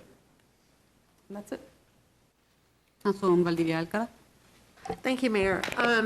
I know that Councilwoman Hiller has sent me information that I have yet to review in detail about the possible, since we're talking about maps, the maps that she's referring to. And I'm just going to say right up front, I think that we have to be extraordinarily cautious in this, because more than wanting, we definitely want people to invest in these districts that are in trouble. We definitely need more affordable housing that is affordable and safe, and that people can, are going to be able to rent or to purchase. At the same time, though, I'm very hesitant about adding things on to health maps that have been used for some time that reflect the truth of systemic issues that you do not want to water down. One of those would be, which I don't think that we've seen yet on this council, is when you go back historically and look at the issue of redlining that happened here in Topeka, Kansas as well, home of Brown v. Board, it happened here. And if you look at that redlining map and place it over the current health maps, you're going to see that those same, many of those same places are intensive care, are at risk, the same ones that were redlined so many years ago. So I think that when we start looking at those maps, when hopefully we start the dialogue on racial equity in housing, is that we can look at that history of redlining, put it on top of our current maps, and not try to diminish it in any way, because in those maps as well, it was talking about disparities and inequities with Black and brown folks that also ultimately ended up impacting LMI white working folks. So I'm not ready to come on board for the optical, what I believe is somewhat of an illusion, that things are starting to look up a bit. If we still have Black and brown folks at a much higher rate of unemployment, living in poverty, not having health care, no living wage, more likely to get evicted, et cetera, and these are some of what these health maps can help us with constructing this picture, as I hope this council would move towards more equity. Thank you. Thank you. Additional comments? If I may. Yes, Councilwoman Hiller. And Councilwoman Valdivia Alcala and I have had this conversation outside a council meeting. The concern that I have, and I live in one of those neighborhoods, and I've worked in and lived cared about all of them, is that I don't want us as a council, I want us to have something that reflects the quality of that neighborhood today. Because what happens is that if you think about it, how people are trained to check out where they would want to live in a town, what do? They look up and look at the quality of the neighborhood on a map. They go to the police department and they say, where's the safe places? Zillow uses that kind of information to rate our schools. And so if somehow we have constructed a map that is rating a neighborhood that is working, that is of good people, taking care of it, neat, clean, and tidy, and is still rated down, people decide they don't want to build there, they don't want to move there, and I don't want us to perpetuate that. I don't want to whitewash or brush away anything that happened from the past, but I want our neighborhoods to feel hope and that it's worth it to take advantage of a city program, to work together to clean up their yards and their whole neighborhood and have activities and have their value go up because it is a good place to live. So that's why I think we need to, if we need one that shows risk factors, that's one thing, but I don't want that to be the only thing people see about our neighborhoods. All right. Madam Mayor? Councilwoman Nager. Thank you. I really appreciate the conversations that have been happening. I know that there have been a lot of events and meetings happening outside these council meetings, and so I appreciate the work that's been put into that. The one thing, and this has already been highlighted, but I think it bears repeating, I want to make sure that our city across the board is approachable for anybody from any socioeconomic, and I mean, this is the dream, this is the fantasy, that you could walk into any part of town, any race, any socioeconomic strata, LGBTQ, straight, and feel comfortable. I think what worries me the most about the map is that we can get really caught on the metrics and thinking that bright blue is the best and bright red is the worst. And Councilwoman Hiller alluded to this earlier, that there are neighborhoods that are actively working to make sure that there is affordable living situations in their neighborhoods. And we know from our housing study that that is something that is crucial to our city being a better place to live for more people. And you can look at our map and see that it's really only one standard of what's good and what's bad being reflected here. And I hope that in the future, we really make sure that we're more equitable whenever we do look at those standards of living, so that, yeah, we're reflecting more the quality of person and not the quality of one standard of living. Thank you, Madam Mayor. Thank you, Councilwoman Nader. Okay. City Manager, is it okay?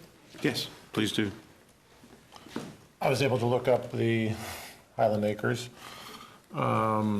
So they went down in crime and boarded houses, unsafe structures. They had zero new boarded unsafe structures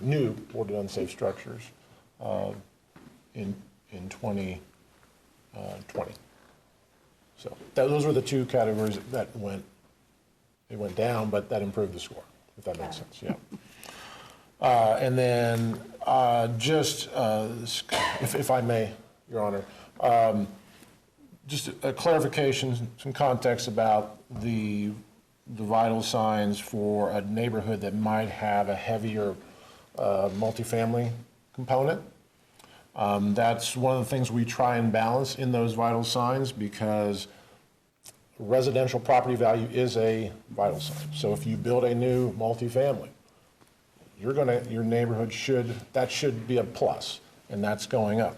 If that's a lower income tenant, then yes, you are correct. There might be some poverty scores that would go down. So there's a bit of a balance there. One thing that it doesn't hurt is the home ownership score, because the home ownership score is just based on single family homes. It is not based on overall units in the neighborhood. So, so if you build, if your neighborhood is all apartments, that will not, and there's one home that is owner occupied, your home ownership score is 100.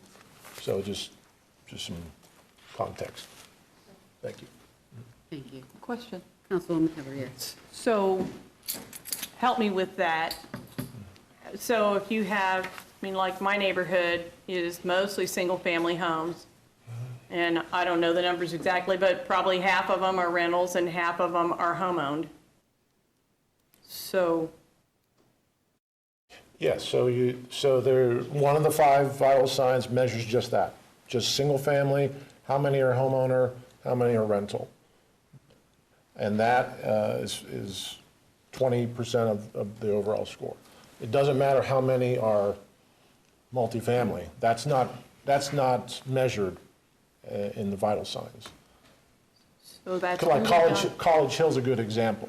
When that came online in that redevelopment, you saw Central Park's score increase. It was a new development, so it's going to increase the residential property value quite high.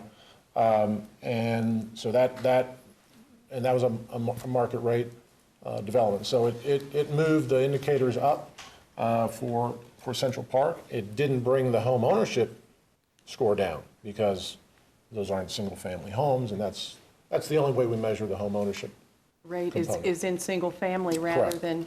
And I don't know if everybody knew that. That's why I mentioned it. No, that's So, why I asked, yeah. because I didn't. It's But not an still. overall unit, how many units are rental, how many are owner. It's just the single family, because that's the typology that, you know, you would expect to have more home ownership, obviously, and you want to measure that. What is the demand like to want to own a home, or can you own a home there? So, yeah. Well, in some of the conversations, it's been, you know, even rising property values, and you had a little bit of it in the question earlier, is a gentrification thing. You know, if it's not subsidized, then it means the people who live there can't afford to stay. And so we with the goals that some of us have in our neighborhoods, it's contra, and Councilwoman Valdivia wants people's incomes to go up, but that's not really what we're measuring. We are. And so. We are measuring incomes. No, but if you say if your income's still that low and you're either in a private market house that you can afford, or you're on Section 8 to subsidize whether it's a single family home or an apartment, then being low income, it is what it is, and it should be okay as long as you're in safe, affordable housing. That was the part of the conversations.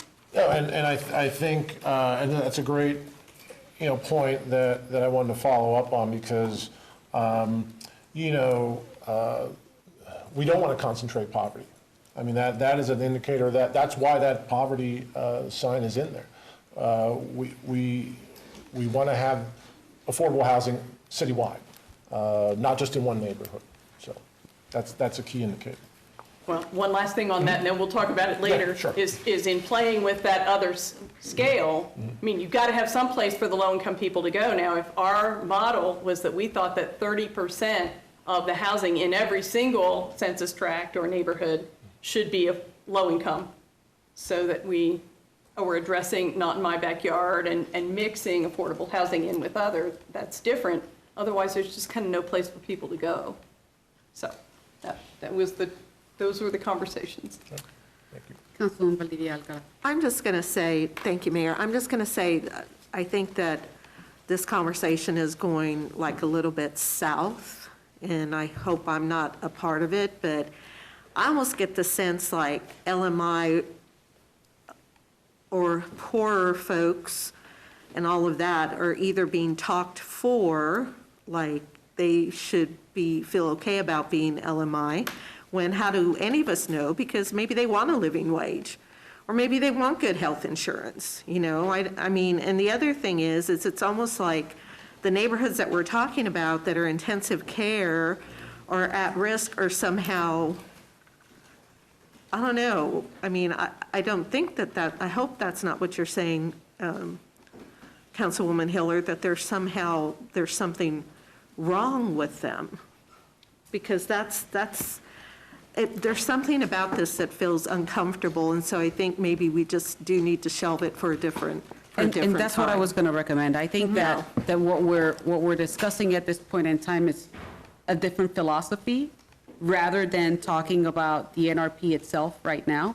There is a discussion, absolutely, in regards to how we are having an evaluation of this, which is worth having. However, the conversation has moved into a value statement. So with that, if everybody is okay, I would like to invite the council members to let me know what their pleasure is, if they would like to make a motion on this.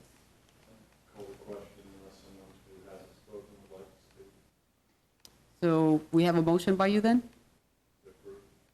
Okay, we need a second, right?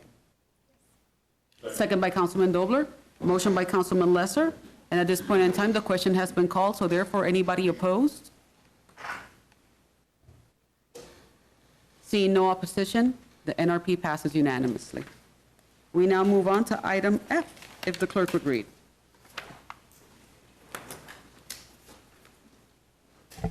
F is a resolution introduced by the members of the Public Infrastructure Committee, comprised of council members Neil Dobler, Tony Emerson, and Mike Lesser, recommending resumption of meter parking on certain downtown streets.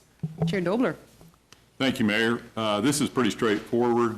The meters on either side of Kansas Avenue have been bagged. In other words, they've been free parking for 2 hours since about 2017. That was done in conjunction with the Kansas Avenue project to provide similar parking that was available on Kansas Avenue. It continued during the pandemic, but I think the Infrastructure Committee heard from Public Works as well as from DTI. It's probably time to rescind that. It does cost the city $100,000 a year. So the proposal is to put meters back on the 100 blocks, not on Kansas Avenue, on the 100 blocks on either side for 2-hour parking. And that proposal did pass unanimously through the Public Works Infrastructure Committee, and I would make a motion to approve. Do we have a second? Second. Second by Councilwoman Hiller. Comments or questions with regards to this item? Councilman Lesser? Thank you, Madam Mayor. The only thing I would like to point out, and Chair of the committee, Chair Dobler, can jump in if he wants to as well, but it was reported, and if I'm incorrect, then please correct me, but the purpose of our committee is to see that the whatever is going to come in front of the for consideration in front of the council is in a manner that that we approve it coming as such, in the way that it's written, in the presentation of it, et cetera, et cetera. And then we bring this to you and the full council for us then to make the decision on it. Because something comes unanimously to the council doesn't necessarily mean that support of everyone in the committee is in support of it as far as the resolution of it. It means that we support bringing it in front of the council for a full council to reach a conclusion. Would that be accurate, Mr. Dobler? That is accurate.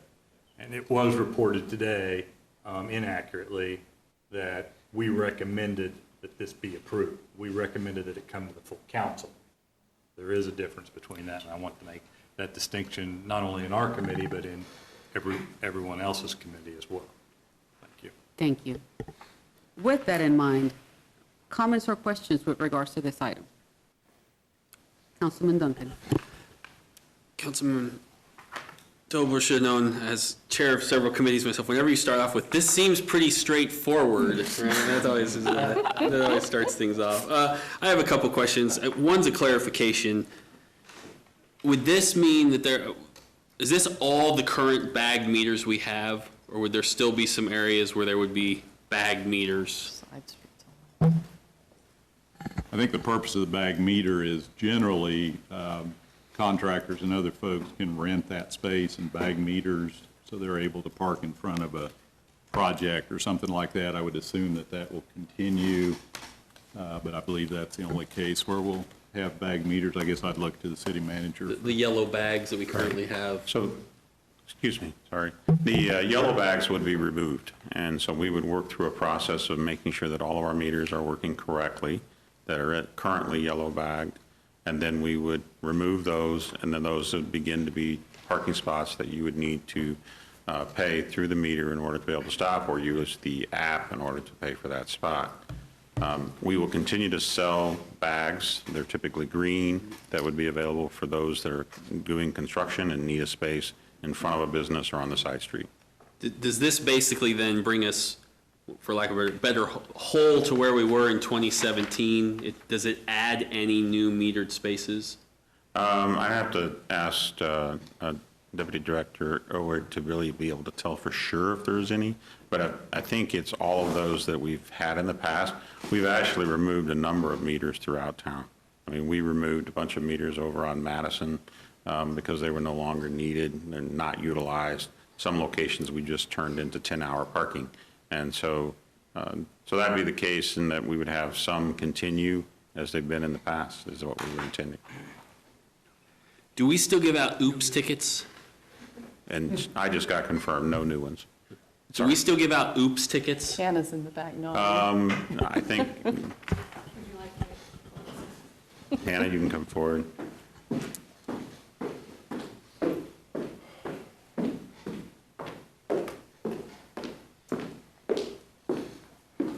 So yes, we still give out oops tickets. In fact, now we have a better system in place to where we can truly understand if they are an out-of-town visitor that are not familiar with our current ordinances and rules, that we give them a one-time exception.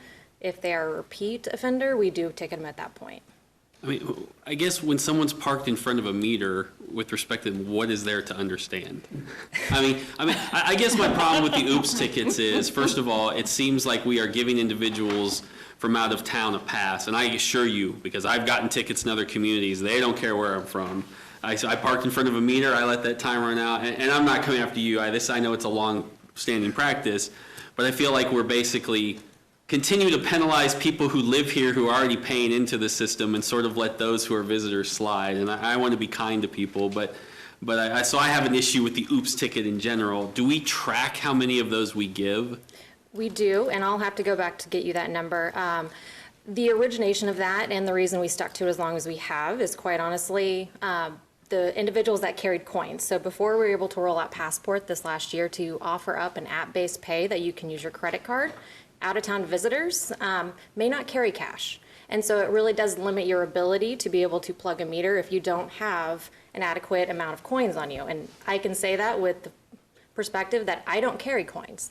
It's very rare. I might have one quarter, but if I'm visiting and I'm required to pay only by coin, it's very hard for me if that's not the expectation. So that's kind of the motivation from the original. There is also some confusion with some of our time zones, which the removal of the yellow bags will help eliminate some of that confusion that we've also given grace to for out-of-town visitors.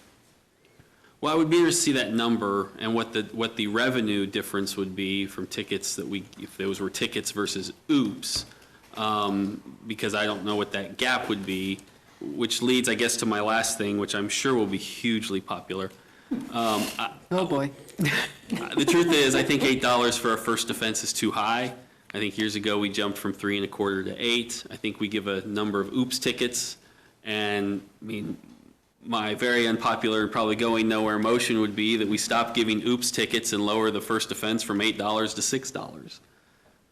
That's the motion I would throw out on the table this evening. Do we have a second? So a point of order, I guess, this resolution is about removing bags on meters, not parking rates. Can we do this? Germaneness in this question would be up to the discretion of the mayor, so you would have to make a determination if you thought it was germane or not to the question. Great. You're welcome. City manager? I think one thing we need that Councilman Duncan may not be aware of is that today during the committee, there was a discussion regarding rates and the future. And so I think if you would be willing, if you could pause for about 4 weeks, on November 9th, we expect to, or shortly thereafter, have a discussion related to this item which would involve rates. And so then your proposition would be able to look at what's being proposed for consideration and then make a germane amendment based on the recommendation. All right, I will hold off that motion until that date. Thank you so You much are for making warned. it easy on me. It's coming. Thank you, sir. So now we go back to the original motion. Just my last, I would, it would be No. possible during that discussion a month to see our OOPS ticket data. We will just to provide see what that. that looks like. That would be appreciated. Thank you. Yeah, and there are no new meters being installed, as Hannah let me Correct. know. And for those who are watching, we have a technical term, which is the oops ticket in the city of Topeka.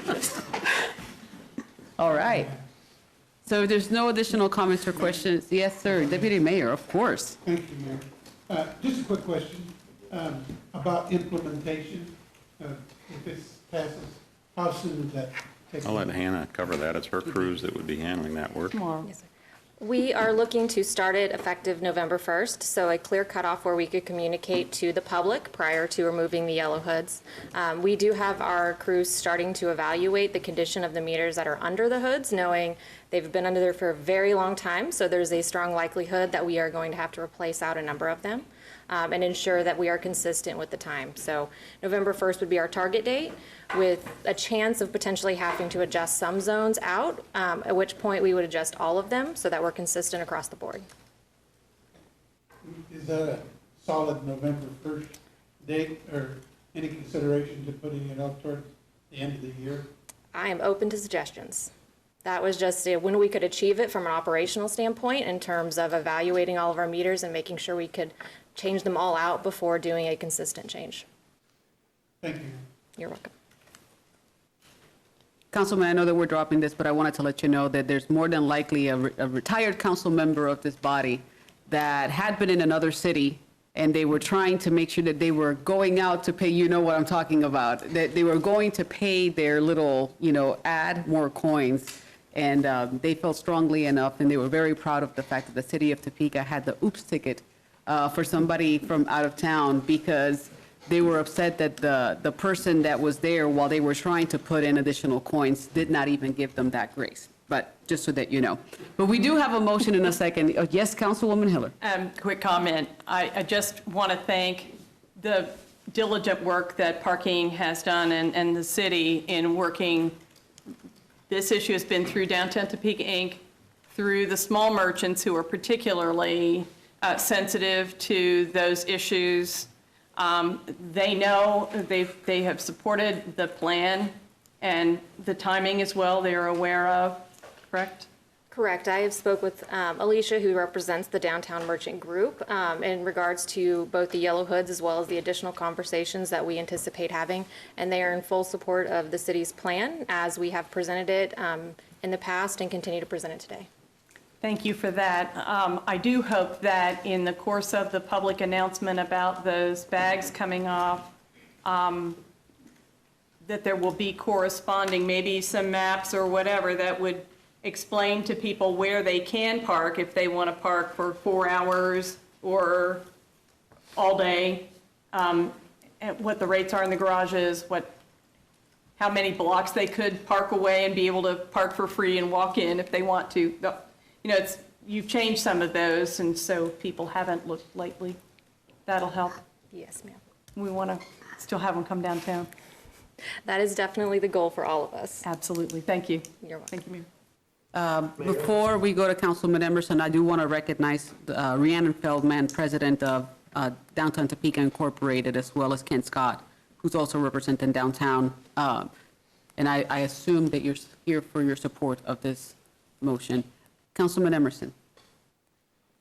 Thank you, Mayor. I guess following up on I think the excellent point the Deputy Mayor made about the timing of this, I guess maybe I would ask if it's going to be a rush anyway to try to get this done by the end of November, might it be maybe prudent to wait till the end of December to do it? And I guess with an eye towards the busiest shopping season is obviously between Thanksgiving and Christmas time, and I hate to do something that changes parking and might impact people going down there and having a good experience during the busiest time. Just a thought. Any thoughts, Hannah? We are open to it. We are completely confident with our ability to execute within the November timeframe. So executionally, that's not a concern that we have, with the couple exceptions if we have excess meters than what we're expecting, to make sure that we can rekey them all in time to have it deployed at the same time. In regards to the busy season, that's definitely something that the merchants are very sensitive to. And so in talking with those groups in the past and also in the current conversations, they are very much supportive of moving things forward.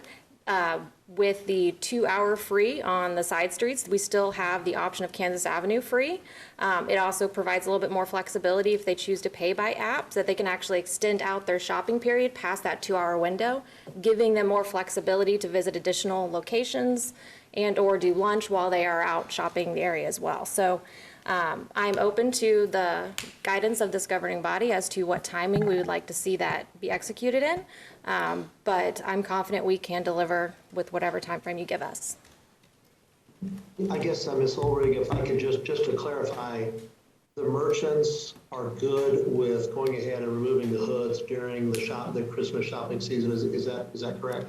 The message that was communicated to me was that they were in support of the plan that we had presented 2 years ago, as much then as they are now, and they would like to see us make progress towards improving our parking system that we have discussed for this long. Alicia and I have not gone back, or I have not gone back personally to the individual merchant groups. I've relied on Alicia as that liaison to provide the support for enacting this essentially now versus waiting till a future date. And Tony, I'm looking at Rhiannon and I'm looking at Kent Scott, and they're both nodding their heads yes. Okay, if the merchants are good with it and DTI is, then I am as well. Thank you, Mayor. Thank you. Ms. Ulrich. All right. We have a motion and we have a second. Seeing no additional comments, all opposed? We have 2 opposed, Councilman Lesser and Councilman Duncan. Sorry, Neil. If there's no other oppositions, those are the 2 oppositions, the motion carries. We now move on to item G, if the clerk will read. C is establish a special meeting work session date of the governing body to discuss American Rescue Plan Act, ARPA funding. City Manager. Thank you, Mayor. This was brought forward as a request from Councilman Lesser, and I wanted to just, before opening up the floor, stating that I fully support the opportunity to devote additional time to the review and discussion of the ARPA project funding. It is a major project, no different than has been mentioned, as similar to our CIP process. So having the additional time is definitely something that I support. It's something that we need to take due diligence related to our decisions that we'll make. And so fully support it and look forward to whatever plan as far as a date and time that you would choose to move to have these additional meetings. And staff will be there to support and give you the information you need to be able to make a decision in the future.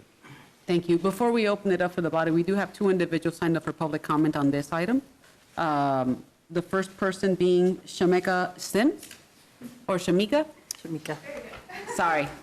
That's okay. I'm a little underdressed. I'll explain. If I wear my mask, can you guys hear me okay? Yes. Okay.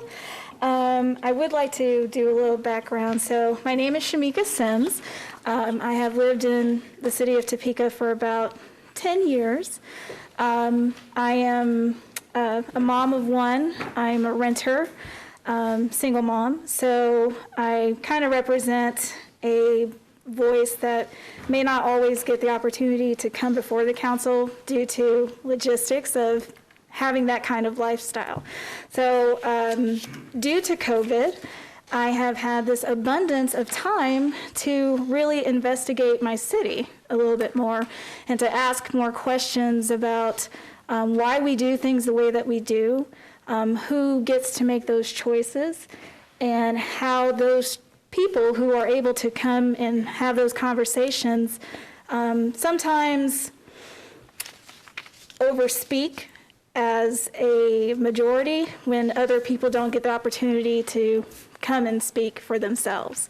And so that is why I am here tonight.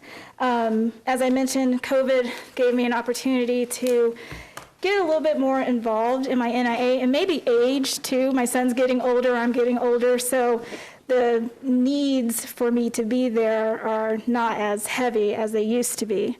And so as a result of that, got more involved in my NIA. I am now the secretary of the NIA. I get to sit through the Citizens Advisory Council meetings, and I'm learning a lot. Most recently, the ARPA funds came up in the CAC meeting, and I thought it was curious. Didn't really get the opportunity to ask a lot of questions because I hadn't really had the time to sit with it and learn more about it. I've been having these conversations in multiple capacities, the CAC being one of them, my council person, Karen Hiller, being another, and council person Alcala. And so when we spend money in the city, it tends to be kind of one of those things where there seems to be this rush that City Manager Trout kind of alluded to. There tends to be a rush, and so we need to kind of slow down. And I really appreciated Councilperson Alcala and Councilperson Hiller, and I sent an email to Councilperson Dobler about the time that they took to bring the changing the community, what was it? Changing the culture. Changing the culture of the city ordinance and bringing that to the public. I think that having those conversations really brought about an opportunity for change. And so the reason that I'm here is to talk about the slowing down that the city manager talked about. Oop. You still have a minute. I think it's really important to have greater public input. I really appreciated the time that the council persons took to have those meetings all across the city. Having those voices, having those opinions. I mean, we vote you guys in, however, you don't speak for all of us. You don't look like all of us. You don't have the same issues as all of us. And with $45 million on the table, that's a lot of money that we need more transparency. We need to understand who is getting this money, why they're getting this money, what is the process of this. So a slower and more thoughtful approach, I think, is appreciated, and I hope that you will take the recommendations of going slower, going more thoughtfully, and taking it to the public for more consideration and conversation. Thank you. Thank you. The next person signed up to speak is Mark Argenbright. Is he online? Supposed to be on Zoom, yes.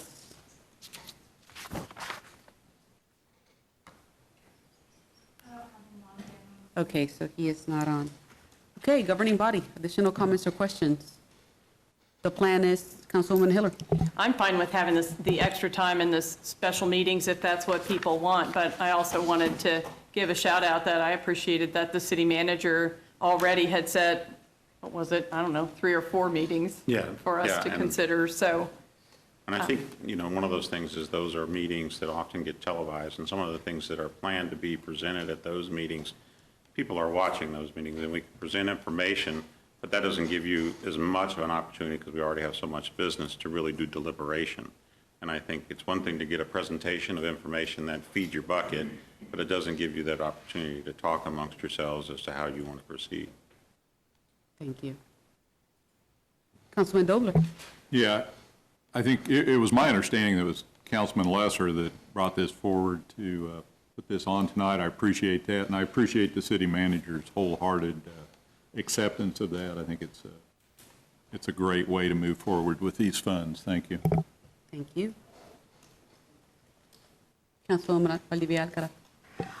Thank you, Mayor. From the beginning, I thought that, number one, we needed to have more public input, and there needed to be, transparency, and I appreciate that the city manager was meeting with us, individually to get thoughts and everything, and this just was not enough time to me to deal with the responsibility of almost $47 million, once in a lifetime money, to show the people that we want to really be intentional about having a process in place, developing a process, so that when that infrastructure money eventually starts rolling down, that we will have some familiarity with the work that goes with this, along with the intention. So, with Mike bringing this up, I thought it was an excellent idea, and I am just willing to work it however it needs to be worked. I'm in, so thank you. Councilman Duncan? I think I ask this every time, but can we get what the drop dead date is that we must pass some sort of resolution to be in compliance with ensuring we get all these funds? So we're going to get the funds. We already have half of the funds, and the second half of the funds is coming. The important thing is that we spend the funds by December 2023. No, December of 2024, they have to be 24. allocated. Okay, allocated. And then December of 2026, they have to be spent. There you go. Okay, so we're not at a... But I will we're tell not- you, we're not technically, we're not in trouble, but I can tell you that I am getting through the Conference of Mayors communication saying there's a lot of conversation happening at the national level, and if you haven't started having conversations in your community, are there any barriers, and is there anything that we can do to help? But there isn't a date. I think that everybody at the national level is really concerned on making sure that the expenditures are done correctly, and that they're going to be impactful for the communities that are receiving the funds.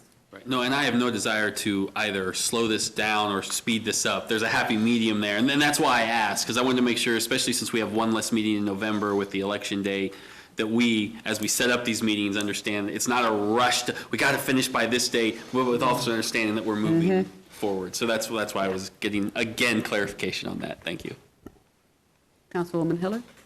Well, maybe Mike, with that, I guess I don't want us to kick it off. We go into our capital budget conversations in March, and our staff, the discussion has been that we would spend a substantial amount of this money on public works projects, and they need lead time. So I hope that I'd rather put a lot of time in fairly soon and get those decisions made so that we know what we're going to spend it on and can get going than to put off for a year or something, just deciding.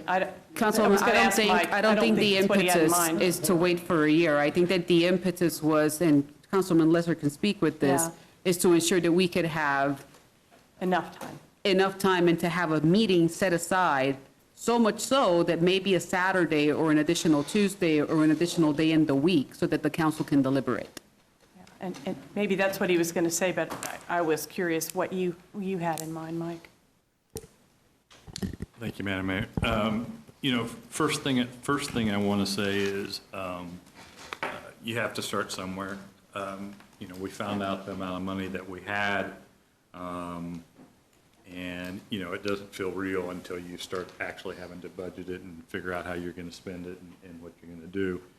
And so it hit home to me. The first thing I want to say is you have to have somewhere to start, like I said, and this was not. While I did not agree with everything as far as where the initial budget of the funds was going, I do want to applaud city manager for coming up with a plan, bringing it in front of us, and you got to start somewhere. I think then when that realism hit me, and we start to dive into it, was when I reached to the conclusion that I think the amount of money that we have, it should be handled the same as our CIP, the same as a budget. I talked with some other council members as well about that, and seemed to get the same perspective. So my plan was then to have a work session, a Saturday work session, possibly even a second, and then continue through the schedule that city manager had set to do that, so we could vet this properly, so we could get more feedback, all those different things that I felt that was important to that. And I will say, too, there was no territorial when I suggested that and sent the email to Brent. Brent said, I think that's a great idea. He was on board, did not get territorial. There was none of that in whatsoever. So I think it's a matter of us now just establishing how we as a body want to set that up in the time frame at which we want to do that. Thank you. Okay. Councilwoman Valdivia Alcala. As we go about trying to formulate this, one thing that I have, well, one of many things I've been asked about it is by a number of social service organizations, some that have received money through SSG, some that have never applied with the city before, and wanting to know where they were kind of waiting to see if there was going to be a process where they could ask for money and then deliver something to the council as far as whether their proposal may be considered. And so is that part of this dialogue tonight as we try to formulate what this will look like? Madam Mayor, you know, I think it's something that we all get together, and I think that was part of my intent, was to have work sessions to talk through this, to see, look at where needs were, to try to avoid duplication, to try to be inclusive, as well as to prioritize where we saw, us as a group.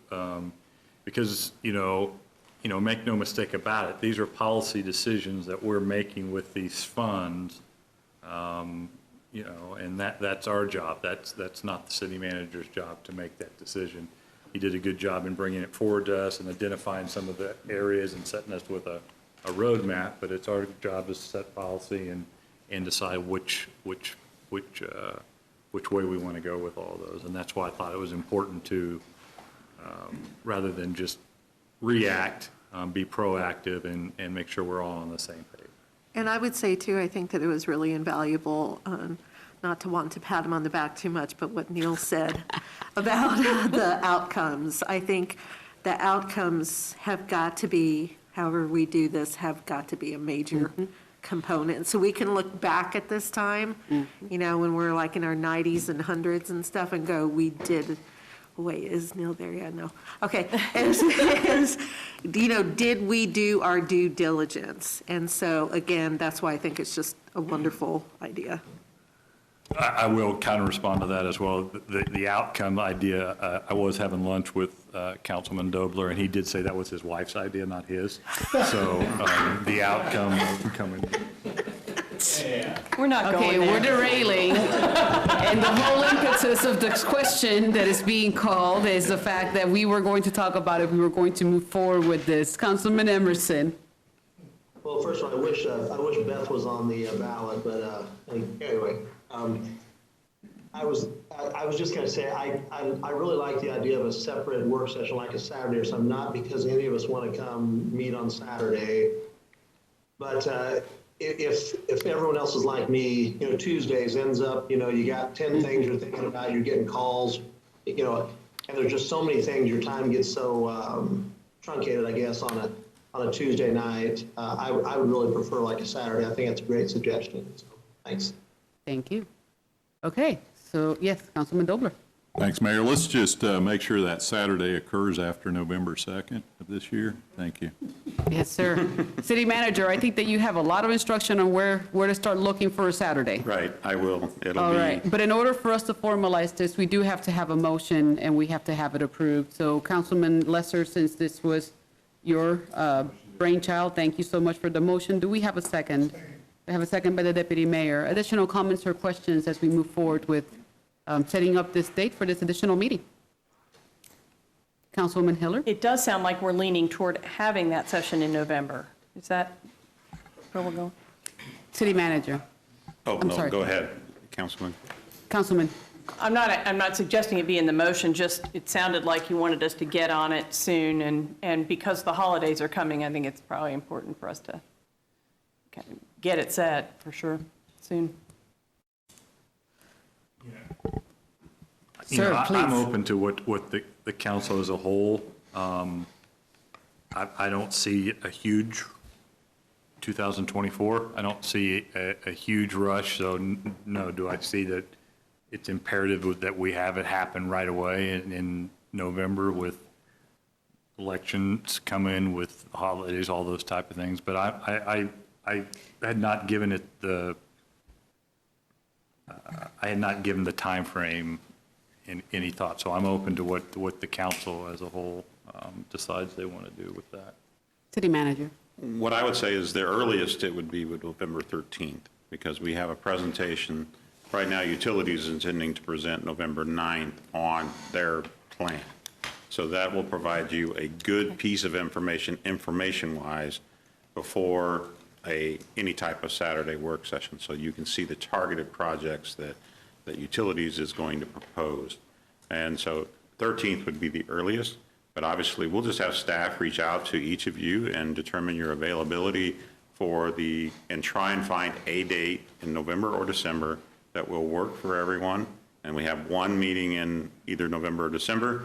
And if there's a need to meet further after that, you guys can then decide, you all can decide if that's necessary. Thank you, City Manager. And what I was going to say is, I know that there is an impetus for us to do this, but for us to have people pull out calendars and commit to a date right now doesn't seem like the proper use for this time of the meeting. We'll have staff. So let's have staff then reach out to everybody, and everybody could just have a Google poll of figuring out what dates work. But we do understand that there is an interest in having the meeting occur soon. Yeah.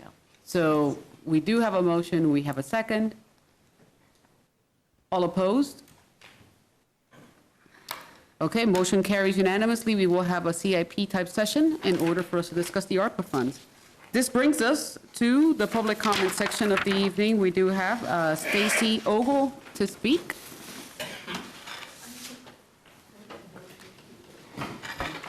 Okay. Bolander is not here either. Okay, so Mr. Ledbetter, the floor is yours. Great. I don't need all their time, but thank you. Board and governing body, certainly I absolutely appreciate the desire and the need for that transparency with this ARPA money. And I've said that. I said that several weeks ago, that I wanted the council to be adamantly actively involved and engaged in hearing from the public and then come up with your own ideas, and that it wouldn't just be staff. That always concerns me about any sums of money being spent, whether it's projects or contracts that we're not hearing about till later. I very much want that oversight of this board. I do want to commend two of the council members for the code meetings that we had. Thank you very much. I attended 2 of them. And I'm going to try to make sure that I've sent all my notes to all of the council, because Neil in particular always likes to see my notes. And he says so. And I thank you, Neil, for that. Well, and she must be a wise lady. So thank you. So one thing that I really want to see a reform, and this is an election year, and this is when the body politic is most open, as it should be all the time, of course, and you are. But this is when we get to put forth a lot of new ideas, whether it's about codes or concerns we have about management or whatever those concerns are. And it seems like we have much more receptive people, although this particular group is receptive all the time. Thank you. But I've got 2 ideas that I really would like to see pushed through sooner rather than later. One of them is that I'd like the council to participate in setting up these agendas. I don't think it should just be the manager's job. I think different boards I've been on, the board members will actually participate, or one of the 2 officers will participate with the director or whoever that person is in setting up agendas, and then all of the board has input into what's going to be on an agenda. And I think that that is just good governance. And I go back to Mr. Colson when he was here. He told me if I wanted things for Highcrest, I had to show up and lobby. And I said, really? Great. I get to talk? Okay. So I believe in that process. I believe it adds to transparency, and I believe it makes governments much better. The second thing I would like is that when we have presentations, and we seem to have a lot of them, especially anymore, I think the public should be allowed to comment. We don't necessarily need 4 minutes apiece, but I have a lot of questions. Tonight, for instance, I had questions about utilities. I wanted to know specifically how many miles were being done of water line replacement. I didn't see those items. And I know a couple of these projects are not that big. The Gamble and Nottingham, I think, is only a half mile of water lines. I've driven out there. So some of these projects aren't real big. And in my estimation, we could be completing them a lot quicker. But what I'd like to see is to give staff the opportunity to say how many miles are we actually replacing. I want that information because it allows me to compare the CIP requests they made where they may be claiming they're going to do 5 or 6 miles a year, and then I'm seeing a lot less. Not saying that's happening here, but I would like the idea that the public can comment during, at the end of presentations and ask questions. Thank you for your time. Thank you so much. We move on to the announcements. City Clerk. On the October 19th agenda, we have 2 board appointments. We have a presentation for the Planning and Development Quarterly Report. We have a noise exception on the consent agenda, and then our action items include temporary notes. And then we have 2 discussions. One's on Valley Park Neighborhood Plan, and the other one's on ARPA funding. City Manager.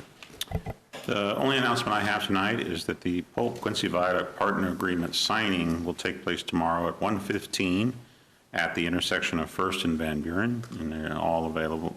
Anyone available that wants to come, sure welcome to. The governor will be there, so will the mayor, to be able to present some remarks. Big step as we continue along the road of getting Polk Quincy Viaduct completed. Thank you, Mayor. Deputy Mayor. Thank you, Mayor. I have a number of things, but I'm going to be quick about them. To start off, I'd like to wish my grandson Dominic a happy birthday. It's hard to believe that I have a grandson that's 28 years old, but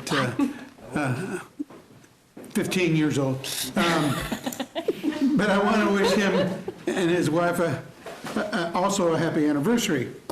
Also, my son, he and his wife celebrated an anniversary just this weekend on the 10th. So I wanted to make sure I acknowledge that because it's an important milestone for both of them. The other thing I want to ask for the council members to consider is the invitation that they received from the Greater Topeka Partnership and my wife, who is working with Glenda Washington, with regards to an event that happens Thursday to recognize Hispanic Heritage Month. It'll be a small event, but it'll be one that I think you might enjoy. Get to meet some of the people that maybe you don't get the chance to shake hands with on occasion. It's going to be held at the Jayhawk Gallery, which has been renewed, and I have yet to see it myself. So if you have the time, stop by, say hello. You don't have to stay long, but I think it'd be nice to have as many council members show up for that event.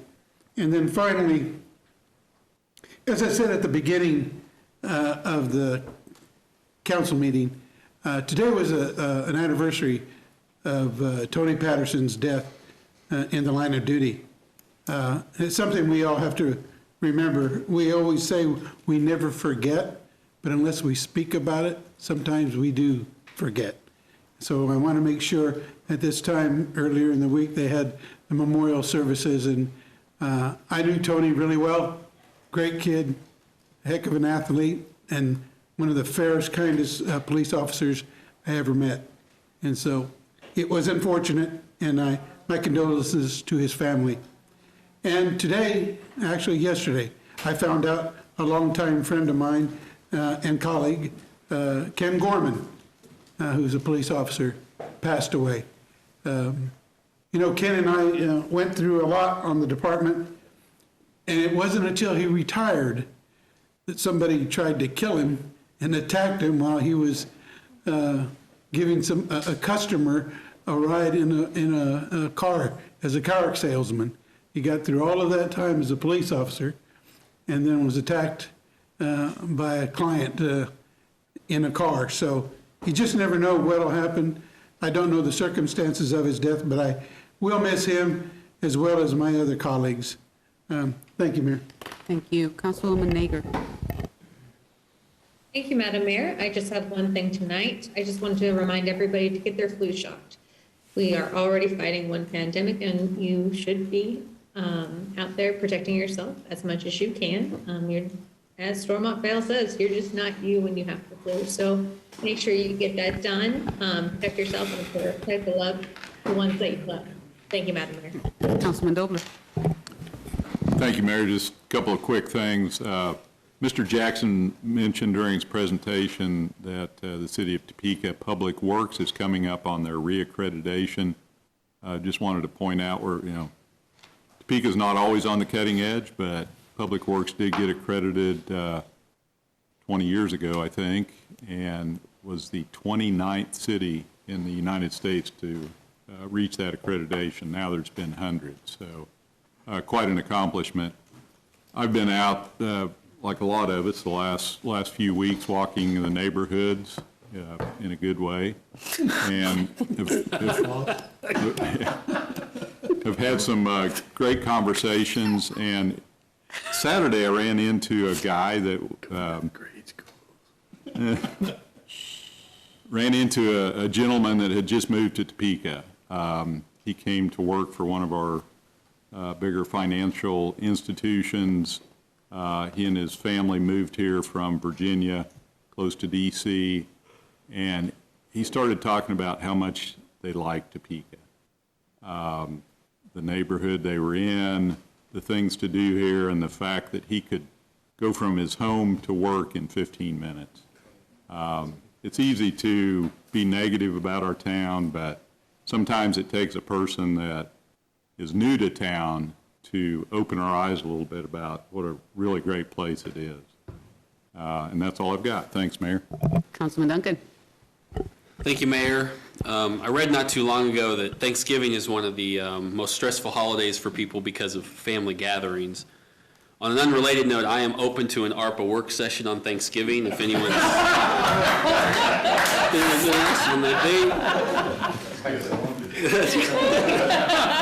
I'll make the turkey for us.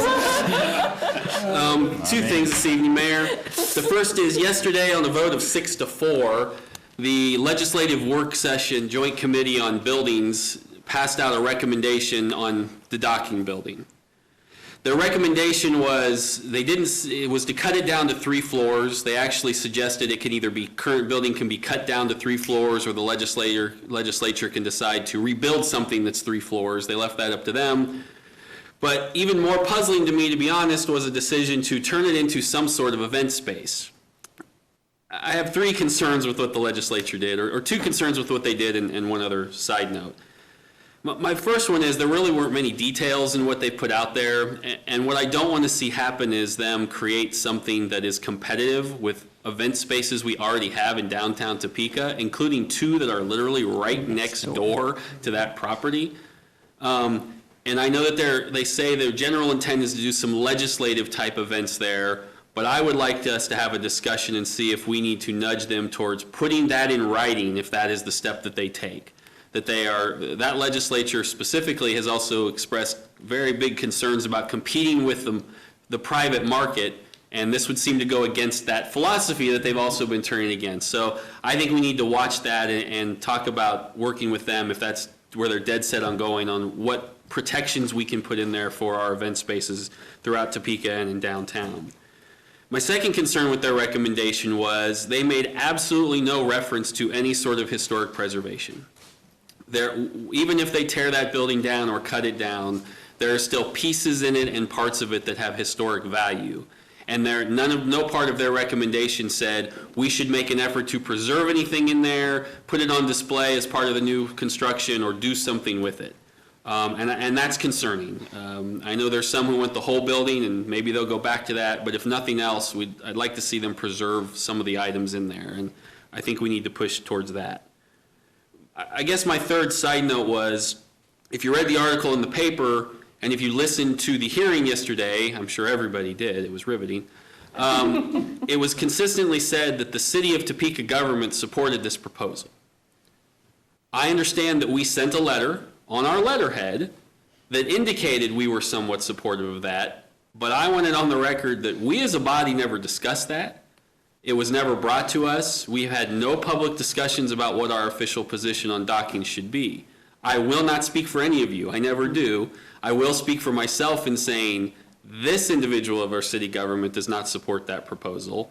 And so that's why now, as we sit here and try to figure out what to do with what the recommendation they've made, work with our Shawnee County delegation to see if we can't make some lemonade out of this lemons and put in some protections. So I hope we can have that discussion as a body at some point before the legislative session in January, when that issue will go to an official vote in front of the full legislature. So sorry to drone on a little bit, but I wanted to cover all that. My second and last thing is, there are about 300 bikes that are going to be given away starting on Thursday. They may get rid of them all on Thursday. If not, they'll be back on Saturday at the Oakland Community Center, 5 to 7 on Thursday, and I believe 10 to 1 on Saturday. If there's still bikes left, it's first come, first serve. These are the 300 bikes that were part of the bike program.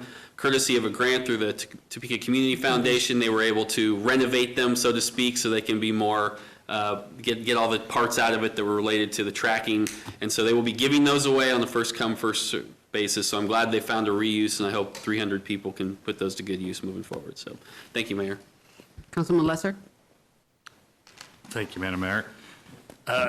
Two things. First, I want to thank my esteemed colleague, Dr. Hannah Nager, for getting me in this morning and fixing my tooth and the pain that I was in. So thank you, Dr. Nager. Secondly, I too got a communication this weekend from a friend of mine, Bobby Freeman, a retired police officer, on Kenny Gorman, and Kenny was a good friend of mine. He helped me in my first run for office. He was, anyone you talk to says how good of an officer he was, but to me, he was just a really good guy. Talked to him not too long ago. He always had a good jab for me, and I'm going to miss him. I'm really going to miss him. And, you know, the other thing with Kenny that you talked about was, yes, he when he retired, he went to work for Doug Rickert Cadillac, and he'd selling cars. And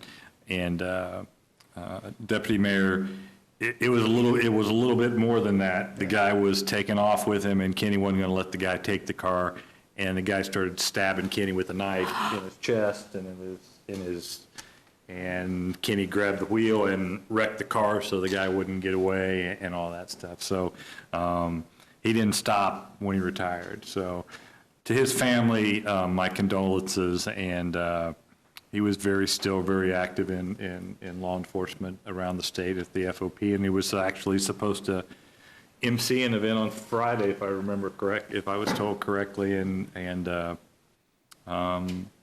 the only thing I guess I would say, he was already having some issues there and didn't recognize what they were. So my condolences to his family. But we lost a really good dude, good part of this community, and a lifelong servant. So that's all I have, Mayor. Councilwoman Heller? Thank you, Mayor. I don't have any current events, but I want to express appreciation to Spencer for bringing up docking. Lessons have been learned already, I think. I mean, this council had taken a position that, and we weren't included in the change of position or the clarification of position, nor advised of it. I represent that district. I was involved actively in April with the Greater Topeka Partnership and representatives from the city. And I didn't know about it at all. So I've spent countless hours, which any of us who are on the front lines of some issue end up doing if we get blindsided by something. And I just hope it never happens again. And the way it all went down, we lost the lab downtown, and they're tearing down docking. And Spencer raised good questions about it. We need to do better. I hope that, I was digging for it the other day, but we need to do our legislative agenda earlier than we do. We put it off until way too late. I think our policy, our resolution says either August or at the latest October that we should be talking about what our priorities are. So there's plenty of time to get our proverbial ducks in a row and to have the kind of conversation we should have when we set that agenda, but then when those big issues come through, I hope any of us, whether it's a city manager or any of us who see something coming down, that we bring it back so that we don't get caught like this again also. And I think it shows when we're not advocating, there was a lot of conversation, I think it was even in the paper, that the council was not engaged in that position that was represented on our behalf. And I don't want to see that happen again for everybody's benefit. Thank you. Councilwoman Valdivia Alcala. Thank you, Mayor. I don't think I said this last week, but we finished up our affordable housing or housing and racial equity series. We had a good, consistent showing over the 7 weeks of about 17 to 18 folks show up on Thursdays to listen to the different speakers we had. We had a brainstorming session on Saturday as people from the community, from different organizations, activists, advocates, and I sit in and listen, and we are hoping to bring things forward to the council, to whoever needs to listen, because I think what I have found out about the people involved in this series is that they truly love Topeka. They want the best for Topeka. They want to see Topeka thrive and grow and celebrate the histories of all people that helped build Topeka, for no one to be left out. And I think that that all sounds like really good stuff to me, because it bodes well for our future and how rather than having the over cliched, words of inclusive and diversity and equity, inclusion, et cetera, we can do multiple things in addition to what we're doing already that can really pave the way for a Topeka that is truly equitable. And I think that that's what the goal is of everyone that's been a part of this series. And I just have to state again, a deep and abiding care for the histories that make up this city. And I think that's great. Thanks, Mayor. Bring us home, Councilman Emerson. No comment. Okay, with that, we do have an executive session, if the attorney would read the parameters. And of course, a break, but before we go into that. Thank you, Madam Mayor. I appreciate the break, too. The motion would be to recess into executive session, not to exceed 30 minutes, to discuss an individual employee's performance pursuant to KSA 75-4319B1. The open meeting will resume in the City Council chambers. Various staff may be required to assist the governing body in its deliberations as needed. All right, we've heard the motion. We've heard the parameters. Do we have a motion? Second. Dobler moves. Deputy Mayor seconds. All opposed? Seeing no opposition, the motion carries unanimously. We will allow 5 to 8 minutes for the chambers to be emptied and for a quick break.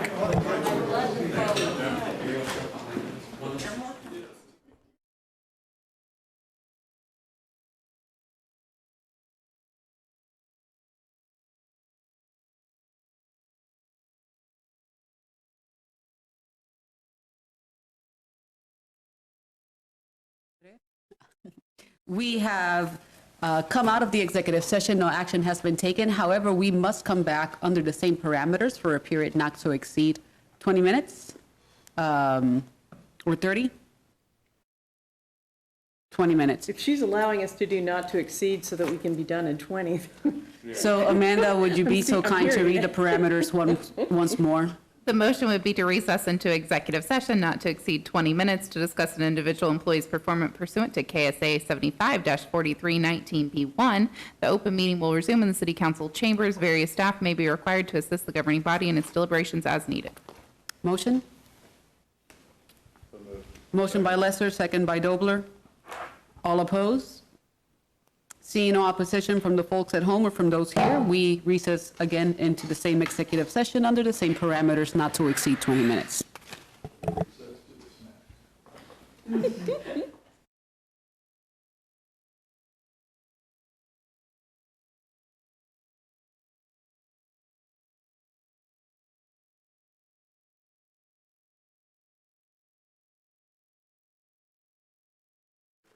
All right, I think that we are out.